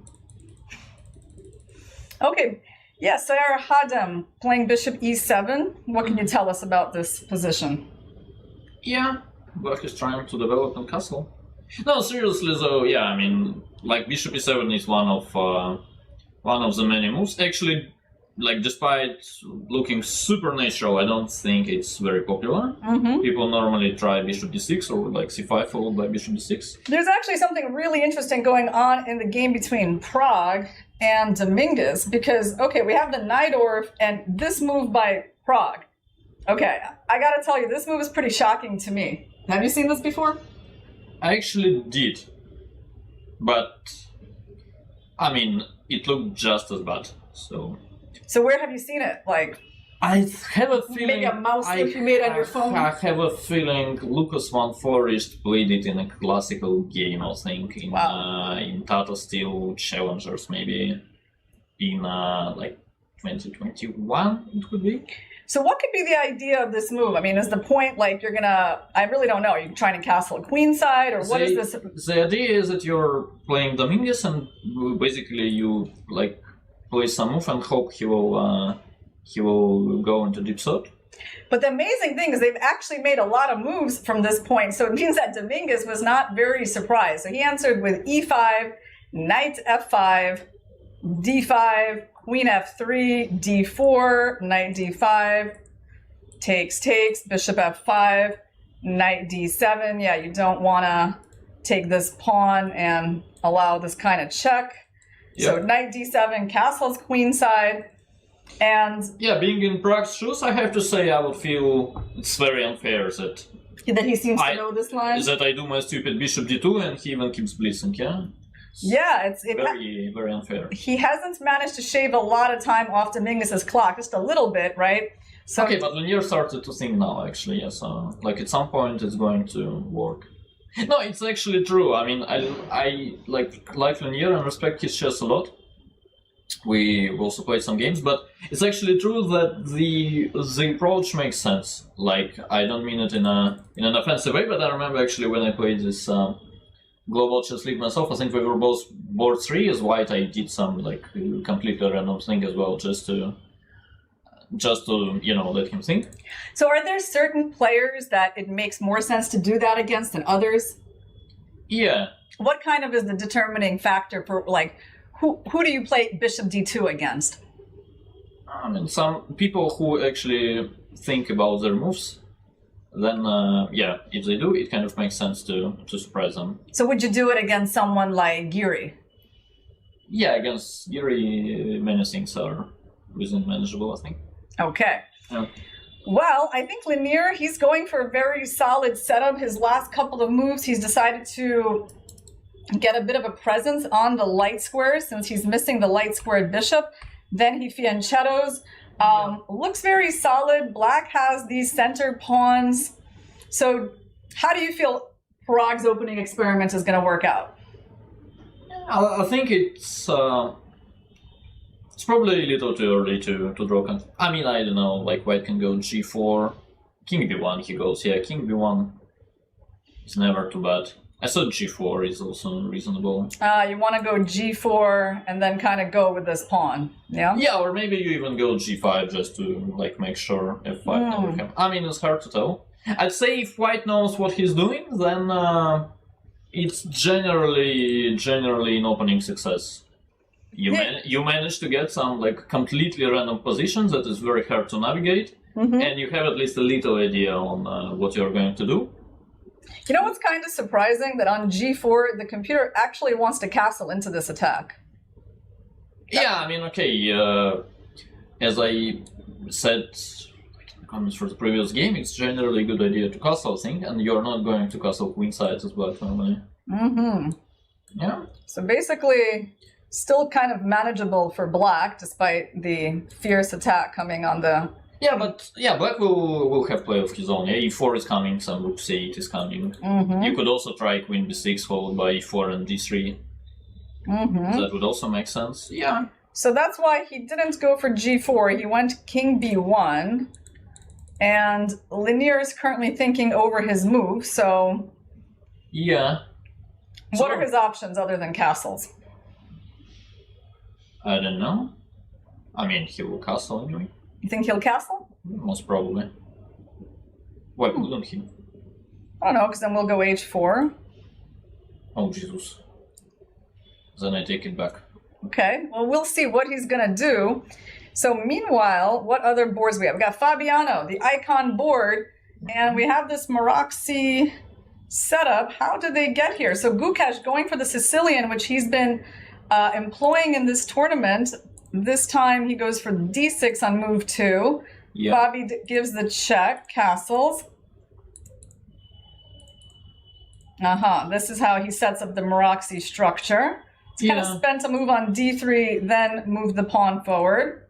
Yeah, I think I used to do it as black even without this extra tempo. I don't think it changes much, actually. I remember that I came up with this like weird concept that actually playing h3 is, I thought, like very, very like helpful for black. Yeah. I mean, I thought like whenever white goes h3, okay, he goes for like bishop d7 setup. I would normally go for the hedgehog. I would go like b6, like rook e8, bishop b7, knight d7.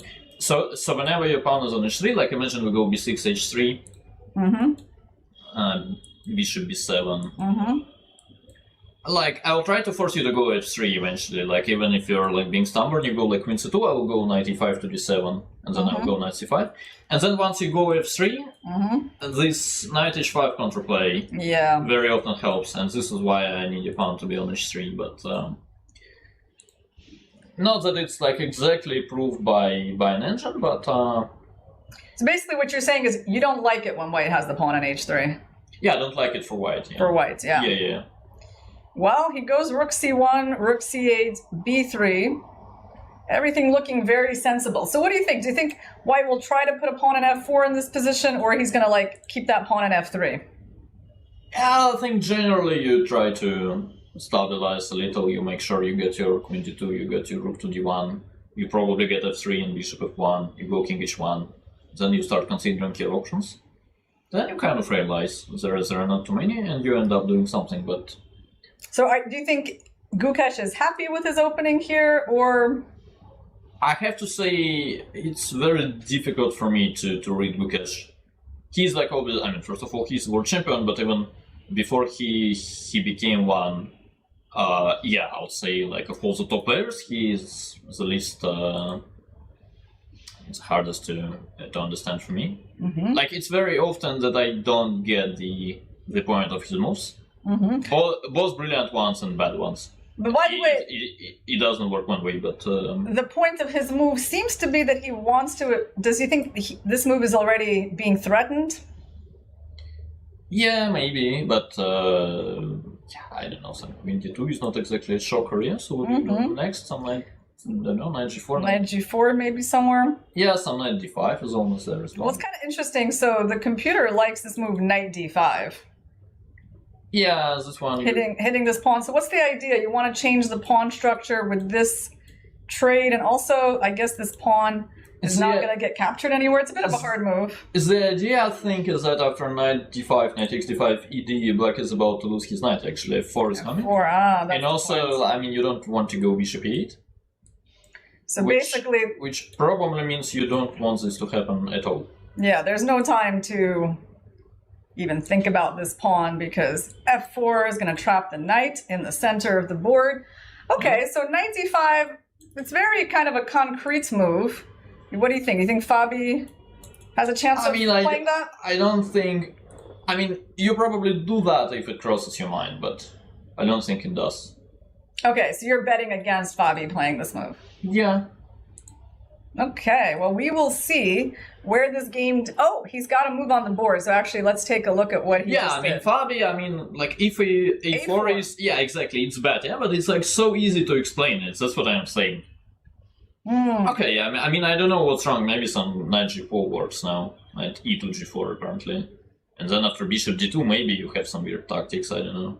Maybe knight takes h2 you can consider, or some other... Yeah, knight g4. Stupid move, but yeah, at least like a4, you don't go like, where did this come from, right? Yeah, because you don't have the square anymore because the queen covers it. So yeah, also bishop f4 runs into e5. Yeah. So you're like semi-forced to go bishop d2, otherwise you hate it immediately. Okay. And here, like, maybe there's knight h2 or... Yeah, I think. I mean, first of all, there is even like queen b6 or something. Yeah, I mean, that is... It's this thing. Okay, but this thing, and then knight d5, we just go queen d8 actually, yeah? And our trick is still there, yeah? Because d4 is going to hang in the end. That's a pretty crazy tactic here. All based on this this knight hanging, so that we would take, and then black winds up a pawn. So this was actually a pretty big miss from Fabi. Yeah. Actually, Ho is about to checkmate, apparently. Really? Okay, Yeah. let's take a look at that game. Wow. Yeah, this one is... So she goes h3, g4. Yeah, I mean, I have to say h6 was very... oh, what's the word? So what move would you play here for black? The problem is, I think it's better not to play moves than to play h6, I'm afraid. So you think she probably just kind of forgot that g4 is possible because white hasn't castled yet? Yeah, it could be. I think generally, actually, this is only observation I've made here. As a reserve player, I had a lot of time to follow the games and think. So actually, I'd say generally the last match of the day, like in terms of quality of the games, is like by far the worst one, always. Because it's played so late in the day? I think so, yeah. I mean, probably people get tired. Also, some of them, I think there were days when some of them were playing the second game of the day. But generally, I would say playing at 8 requires a very wise schedule, yeah? I mean, you probably need to wake up later, do something else. Like, for me, it would be a disaster, actually. Really? Like, why? I mean, I want to be done with chess by 8 p.m. So what's your favorite time of the day to play? Yeah, I think we have this, like, 3, yeah? 3 is normally when you play, and I think as a pro, you kind of feel like, okay, let's just agree, we'll, like, always play at 3, and I'll try to adjust. I'd say, yeah, I mean, I hate playing in the mornings, and later the better, but not to this extent. Like 5 p.m. I think is good.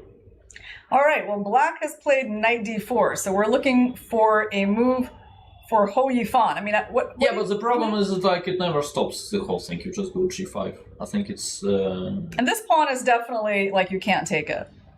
No, you'll probably end up taking it, yeah, because, like, otherwise... you mean e5, I said g5. Yeah, I don't know, this pawn, like... Yeah, she goes g5. No, she's very good. Okay, g5. Yeah. Trade of knights, queen comes out, and I guess the whole point is the attack is just coming down this g-file. She'll probably take with the pawn, yeah? I don't know, my guess would be she'll take with a knight. Probably missing that actually bishop takes g5 is not forced. First of all, because we're gonna go like queen g3, right? Yeah, I mean, like, if you think about it, actually after queen g3 it would be, or queen g2, I don't know. I mean, I don't know if it's correct, but yeah, but it could be, like, on a good day it could just be crushing. It definitely looks like white has a big attack, so she takes with the pawn. Yeah. Just to keep the g-file a little bit more closed. Yeah. Okay, Also, so do we just go h4 here? Yeah, probably. Okay, with the idea that, like, h5 we could consider as well. Okay, let's see. The problem is that, like, even if white does not win immediately, it's not a big deal. Like, even if you start just playing, like, you know, bishop e3, you take, you castle long. This is obviously not the most energetic way. The way is probably, but yeah, we want to try to checkmate black quickly. Yeah. Because I want to get that bishop to h6, and that's what she goes for. Yeah, so does Ho, yeah? Mm-hmm. Kind of thematic to get the g-file opened up. Because the problem here is that it's quite hard to push your pawn. Yeah. Yeah, because of no, but also, I mean, after g takes, I mean, again, it feels like so lost, yeah? Probably everything wins. Well, this would be a big win for the Alpine Sg Pipers. They only got to get 6 game points out of this whole match. So if Ho manages to win her 4th game in a row, that will get them halfway there. Yeah, but let's not give up, yeah? I mean, as black, you can actually fight. Okay, we go d5. Yeah, exactly. Mm-hmm. You go d5, which I think, in a, like, practical sense, and then try to go is by g4. far the best shot, and you go g4, yeah.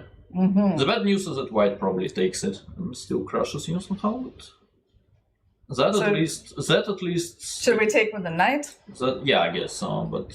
Then g4. Yeah, and then let's check the sack. Yeah, we probably take. Yeah, but then maybe if we don't win immediately, it's... I mean, white is certainly doing well, but maybe... I mean, like, maybe it's not lost anymore. Okay, let's go back for a second to the icon board. Okay, well, actually, she made a move. Something, yeah, which is, given the speed, which is probably correct.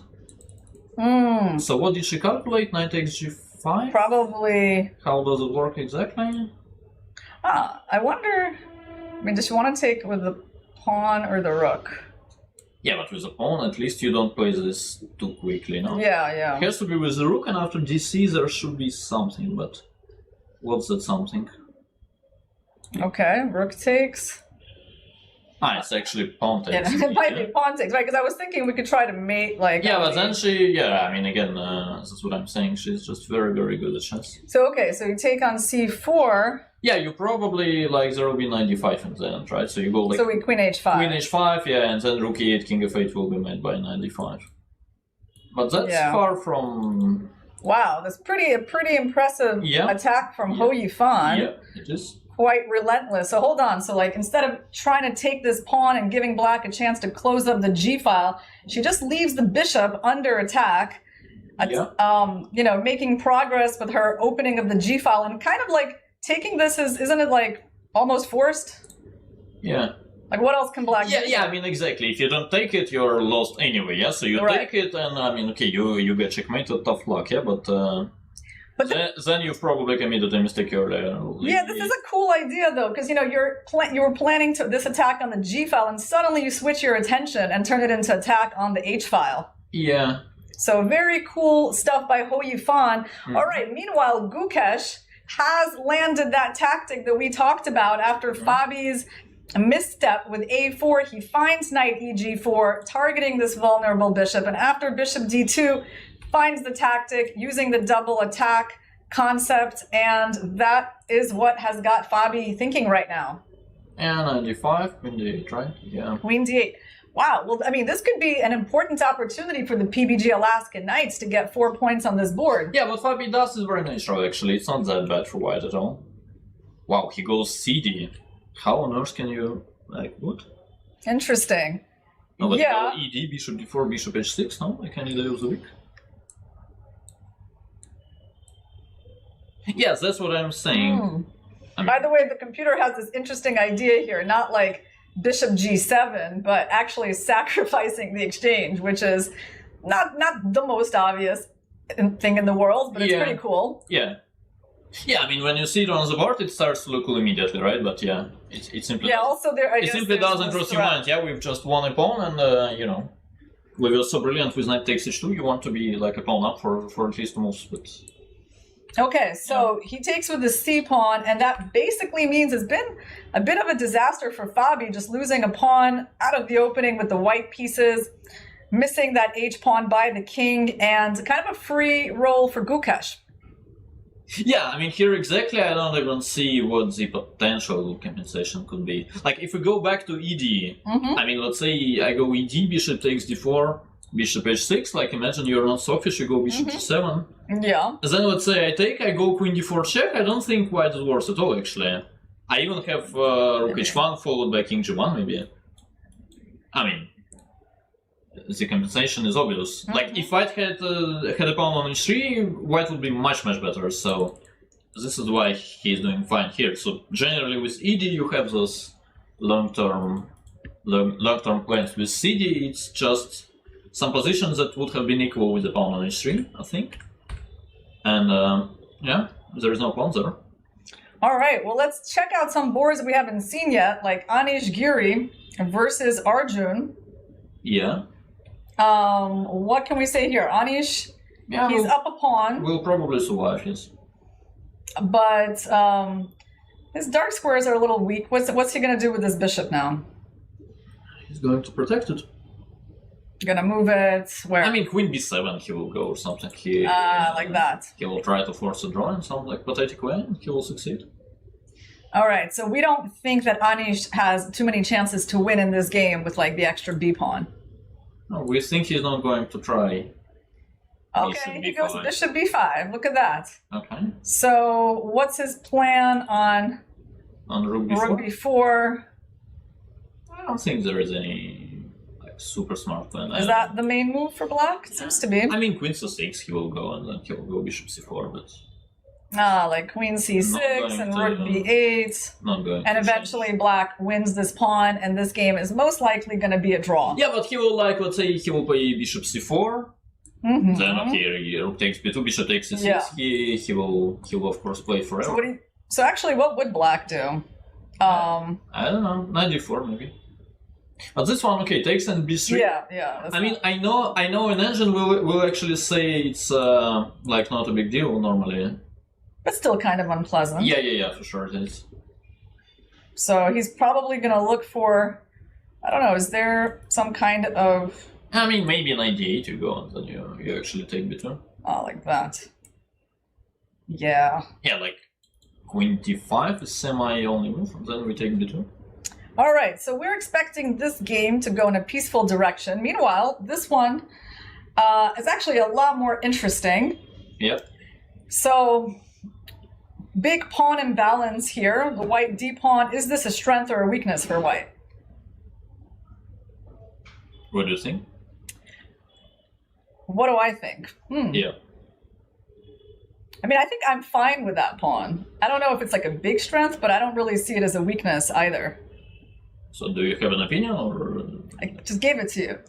Oh, okay. That's what that was, yes. Okay, I don't see it's a big, I mean, well, I don't know. I feel like it's a double-edged thing. That's my opinion. Yeah, like, I don't know. It's not like a terrible weakness. Of course it can be. So it is just a weakness, but not terrible. Do you want to offer your opinion? Yeah, my opinion is that, I don't know, like, as long as it's on the board, it's way more of a strength, of course. Okay, so basically you're saying don't go like d6 and lose it. Yeah, I'm saying don't lose it. Okay, so as long as this pawn is on the board, it's a strength. Okay, valuable lesson. Well, first of all, I mean, the obvious move to me here for white would be something like h4. Is there something wrong with that? Probably not. Well, yeah, I don't know. Like, as white, you need to like make up your mind. In some sense, yeah. Like, it's either we actually try to go h4 and checkmate, or we go rook c1 and we try to somehow exploit this. The d pawn. Supposedly strong pawn on d5. Like, I don't know, maybe trade some rooks, go d6, try to get rook c7 at some point. Yeah, rook c1 is pretty solid. I mean, I have a feeling he will end up playing h4. It is probably correct as well, actually. But some a5 isn't there as well, yeah? Yeah, okay. Actually, computer likes rook c1, I think. But let's rook see if it c1 really is doesn't a very Soviet move. Yeah, because h4, it turns out that we are going to get some problems. But he goes for something totally different. He goes for d6. Uh-huh. And, okay, it does open up the diagonal for the queen. Yes, it does. All right, so now the pawn is also on a dark square, right? Yeah, I have to say that Engine's move bishop h6 is not that intuitive to me. Does that really make a lot of sense? He wants to put the bishop on f4. It just feels not very obvious. No, it actually wants to prevent rook c1, first of all, I think. Oh. This is why rook c1 first was probably a better move, but yeah, bishop h6 is a bit too much. Okay, let's think of some human moves here for black. Queen d7 and queen d7. Uh-huh. And queen d7, actually, yeah. I don't know. But the thing is, after queen d7, maybe then we go h4. Can we go h4 here? Yeah, we can, but you could go h4 like instead of d6, yeah? I mean, in terms of that logic, why would I swap it? Well, there was actually some logic. The computer didn't like h4 to begin with because of queen b6. Somehow.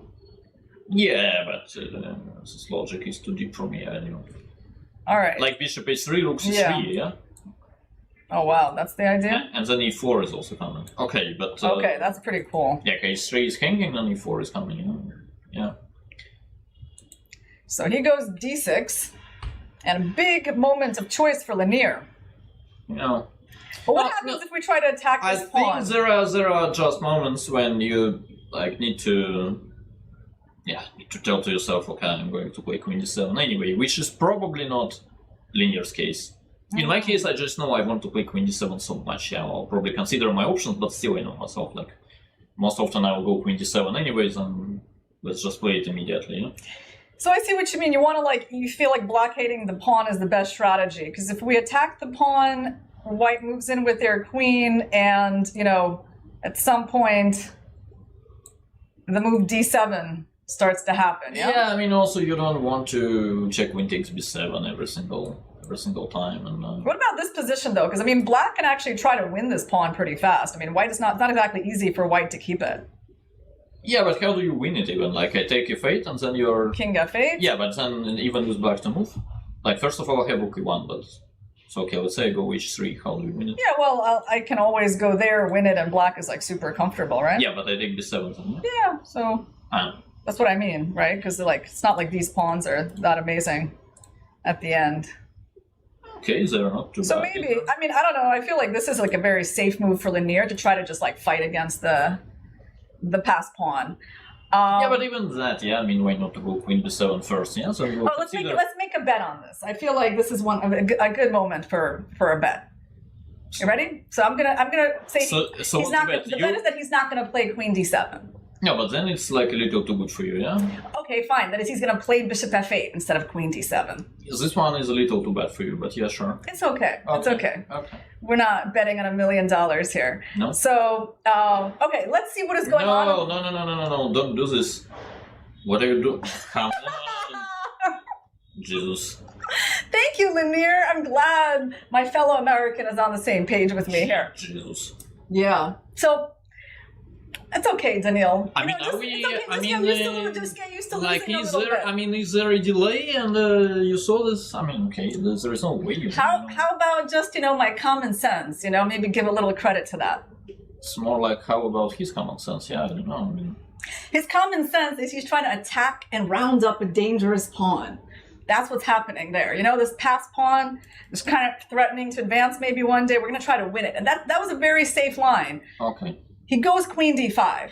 Okay, so Lanier, we know he's going to start attacking this pawn now because the fork is being threatened. Or, I don't know, Daniil, I mean, I suppose this move does exist in the position. Yeah, but I have to say, I mean, after bishop f8, it's a little bit out of control for me, like as black. Then you have to show your hand, actually.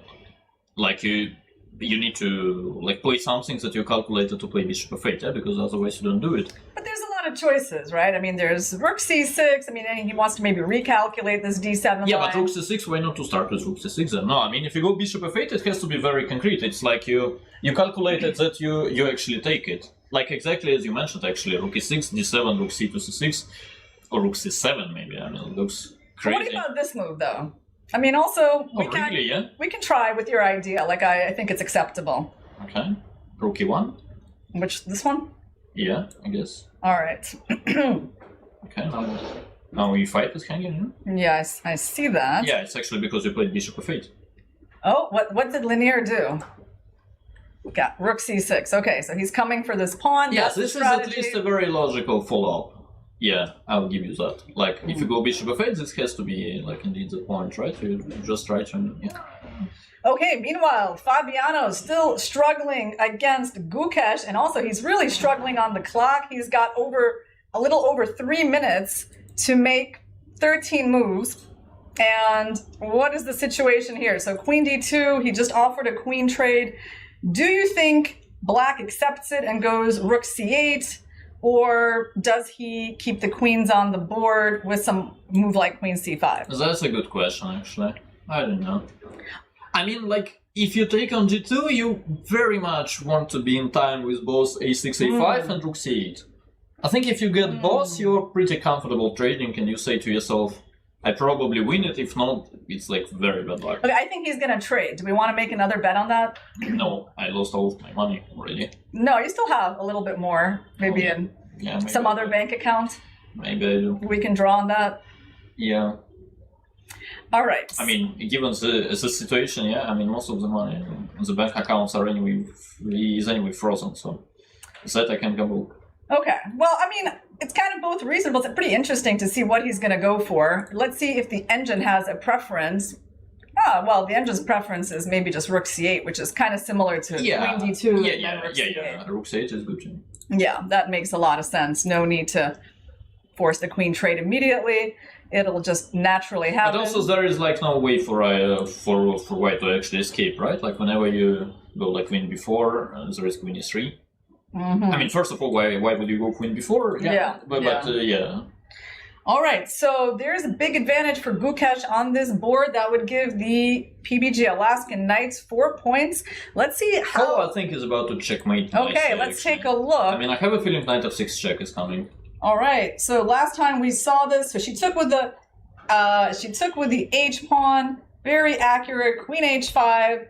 So black was kind of desperate, gave up the bishop. Queen d4, do we just go king e2, king g2? Okay, cool. I wonder... It probably works either way. Yeah, but you just don't want to be running in checks, which makes sense. Oh, interesting. So this is so funny that you cannot even get the queen trade in. Should we show our audience why black cannot get the queen trade in, even though normally they would like the trade of queens, but there is a pretty nice checkmate here on the h file. And she goes rook d8. Okay, and now knight f6 check is super tempting. Because it's probably not ideal though, yeah, but why? Because like of Queen H3 or Queen H3, yeah, maybe. Yeah. Well, they don't have Queen G4 because of King F2, but Black could try. Yes, and suddenly King F2, King F8 is not like exactly checkmate yet. You know? It's probably still very bad, but sort of becomes a game.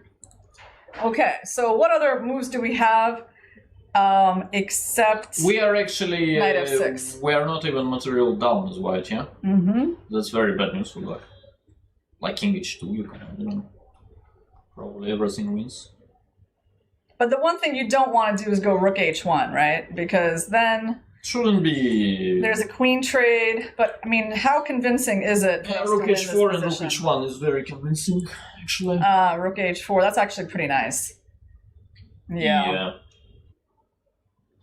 Like for white, A4? Yes. Okay. Bishop C8. Okay. And let's go A5.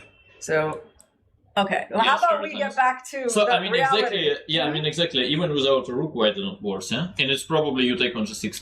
That's your point. Okay. Yeah. But basically, Hou Yifan wins her 4th game in a row pretty quickly, and that is a big boost for the SG Alpine Pipers because that means they only need 3 more points to surpass the Ganges Grandmasters on game points. Even if they wind up losing this match to the PBG Alaskan Knights, that pretty much puts the PBG Alaskan Knights out of contentions for 2nd place. That win by Hou Yifan. Yeah, probably. Yeah, I have to say it was a very nice game. That was really clever by her because she didn't castle. She kind of enticed Black to go H6 and then started attacking on the H file. All right, we got Fabiano under pressure here. Yep. As well on the clock. Have they made it to move 40? Not yet. They got 5 more moves to make to get those 2 seconds. And how is Fabiano's position looking here? It's looking the way it's looking. It's looking like he's down a pawn. His king's a bit weak. Yeah. Okay, but the rook is hanging. So where should this rook go? Oh, that's the question. Like C4 is like ambitious, right? Yeah, that's what he does. Yeah, it's probably wrong, but it makes sense. By the way, there's also a draw on the board between Nino Batsiashvili and Sarah Haddam, which gives another point to the SG Alpine Pipers. So that's actually Queen H6, yeah, watch out. The women's boards are done in this match. All right, Queen H6. So what's the threat? Is it taking... Bishop E6 check is a very good threat. As I told you, like mate and 2, I'm very, very good at it. Yeah, okay. Yeah. Good that we spotted that. So check. Well, again, can you go G3 or? Yeah, probably, yeah, because King H1. Wow, and now... King H1 was actually legal. Wow. It was legal because there was no Rook C1 check. Okay, so this move is a big blunder, but how does Black play here? Do they just take on F5? Yeah, Rook F5, Queen E2 probably works. Rook F5, Queen E2, King H3, Queen G4, then you get your Rook C2, and And he takes it. Rook F5 on the board. That's what he does, yeah. And now Black has to find a good check because he does not have time to take that rook. Yeah, but there is again actually King like G1. How do you beat King G1? Okay, he's put the check on the board. Oh, he went to H3. Okay, this one is lost for sure. Queen G4. Rook C2 is... Well, actually... Yeah. Rook C2 can happen, right? Yeah, I mean... Because you're going to take this bishop in the end. Yeah, even that is probably completely lost. Also, I think Queen E4 check probably wins immediately. Queen E4, because then you wind up winning this queen. Yep. Okay, he goes Rook C2, Rook F2. Okay. Is there some sort of check here? Yeah, that's what we discussed. Man. Yeah, also... Actually, Rook F2, King F2, Queen D7, Queen E3, it's like mildly put not given that it's completely lost, I would say. Actually, maybe it's not lost at all. But what happens after Queen E4 check? White resigns, I guess. Because the idea is that on King G1, you give a check here. Okay, he has to go to F1. Yeah. And I don't know. And I wonder this. But apparently we're still winning, so... Maybe Queen D3 we go first, yeah? Queen D3, you have to go to Okay, it's not that one. There's something else, some other way that black is winning here. Wow. It's not completely trivial, is it? Because white is threatening a checkmate of their own not with the bishop check.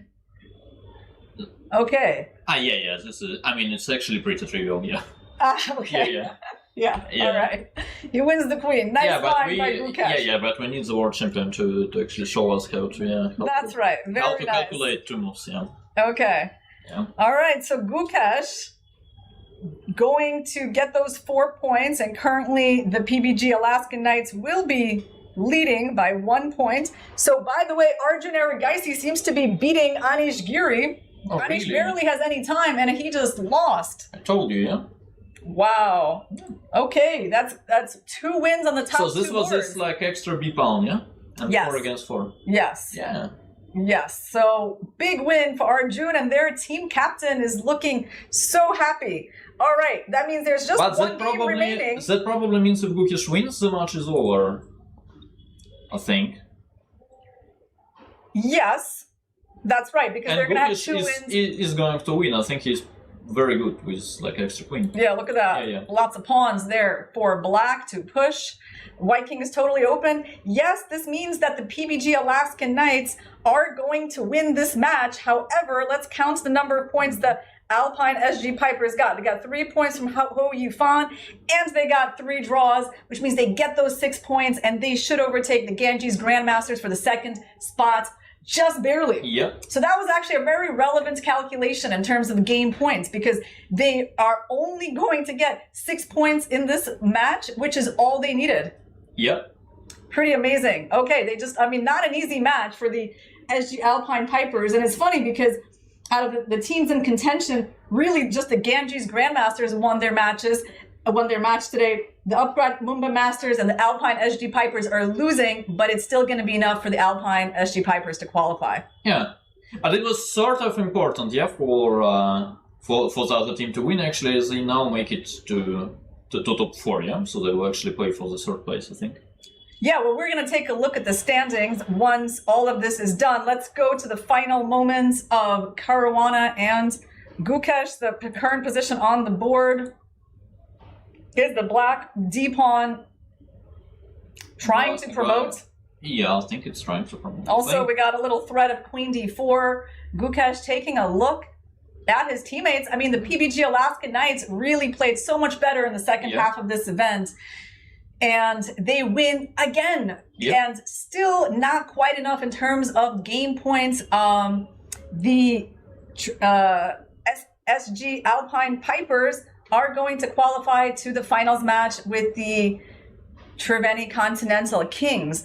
So maybe we can take a look at the standings and then what is going on here. Look at this small margin, 84 versus 83 game points of Alpine versus the Ganges Grandmasters. Yep. Yeah, and Triveni Continental Kings definitely won by a convincing 3-match margin. Look at that. Like, that's 3 matches that other teams would have to win to catch up to them. Yeah, true. They were certainly in the league of their own, right? I mean, it's, yeah. Like, anything can happen tomorrow, but they've been at a completely different level throughout the tournament, we have to say. So we have our finalists for the 3rd and 4th places, and that is the Ganges Grandmasters and the PBG Alaskan Knights. I think that can be considered a success for the PBG Alaskan Knights. I mean, having... Yeah, given the start, for sure, yeah. Yeah, I mean, they lost their first 4 matches in a row, and now they're going to be able to fight for 3rd place against the Ganges Grandmasters. Yep. So let's take a look at those standings again and make some predictions for tomorrow. What can we expect between the Triveni Continental Kings and the Alpine Sg Pipers? Yeah, speaking of the final, I've been forced to bet this non-existent money on Triveni. So yeah, we'll probably stick to that. Wait, you don't have any more money for any bets in the future? What's the point of inviting you to the studio then? No. I mean, I have the money for like betting on red or like 34 or like whatever, but like betting on chess is not that fun. But yeah, if I had to bet, I'd probably go with Triveni. I mean, you could be wrong, but generally, of course, if we are not being superstitious, I mean, they played fantastic chess. Yeah, actually, many of them. Like, I would say, like, Ali is a player of the tournament, also, like, Wei is certainly within top 3 or top 4. It doesn't happen, actually, too often that one team has two of the most shiny players. So let's talk about the women's boards, though. Like Ho Yifan and Nino Batsiashvili really actually pushing the Alpine Sg Pipers into the second place position. Do you think that could be important for tomorrow's match?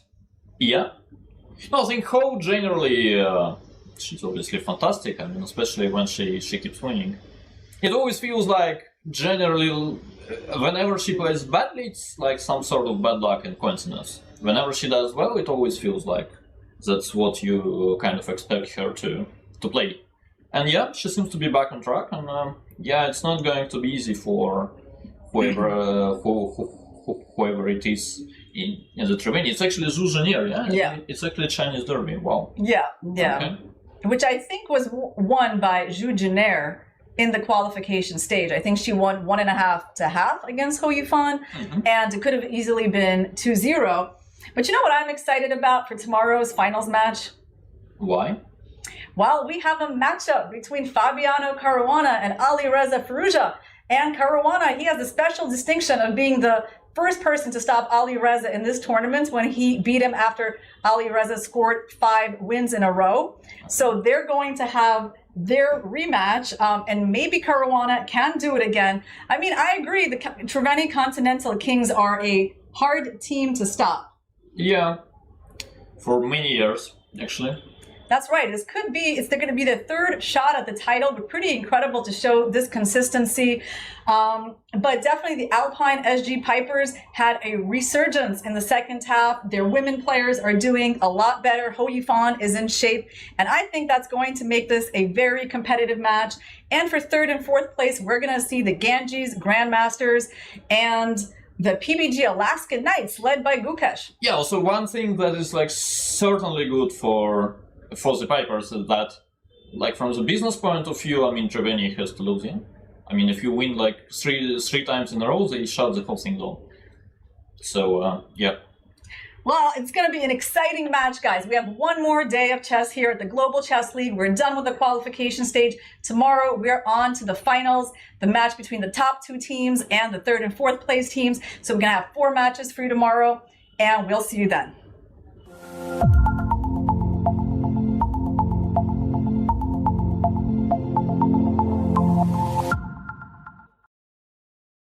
Sir, आपका goalkeeper से लेकर the ball तक के पीछे का secret क्या है? Secret नहीं, ताकत। मैं स्टेडियम को मजबूती से खड़ा करने वाली स्टील से इंस्पिरेशन लेता। APL अपोलो स्टील पाइप्स, देश की बढ़ती ताकत। Proud sponsors of alpine SG pipers. Come on guys, hurry up. यार सुन ना, एक ब्रेक ले लेते हैं। Guys, I'm telling you, तुम लोगों को सही से ट्रैकिंग नहीं आता। But that's okay, you can learn. रोज का ढक्कन देना। ये रेड वाला है, सही वाला देना। अबे ढक्कन, पहले तो सही पानी पीना।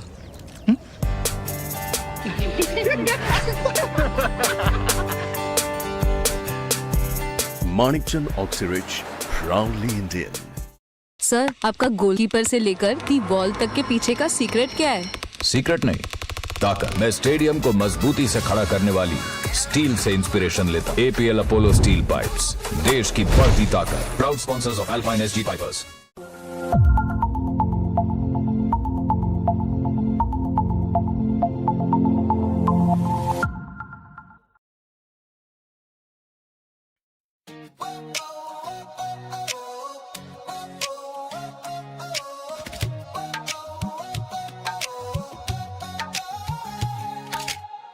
Spotlights burning through the night, legends stepping into the light. Crowds roar like a rising tide, biggest stars standing side by side. Cameras flashing, hear the noise, history made by girls and boys. This is fire, can't contain, every heartbeat calling your name.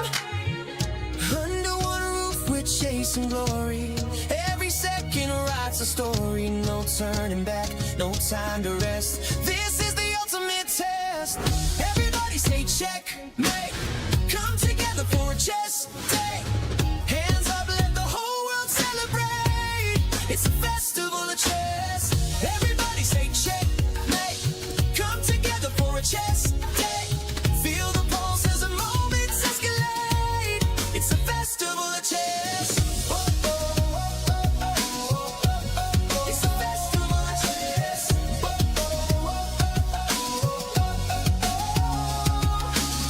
Fans from every corner of the globe holding their breath as the tension grows. Heart rate sinking with the stage.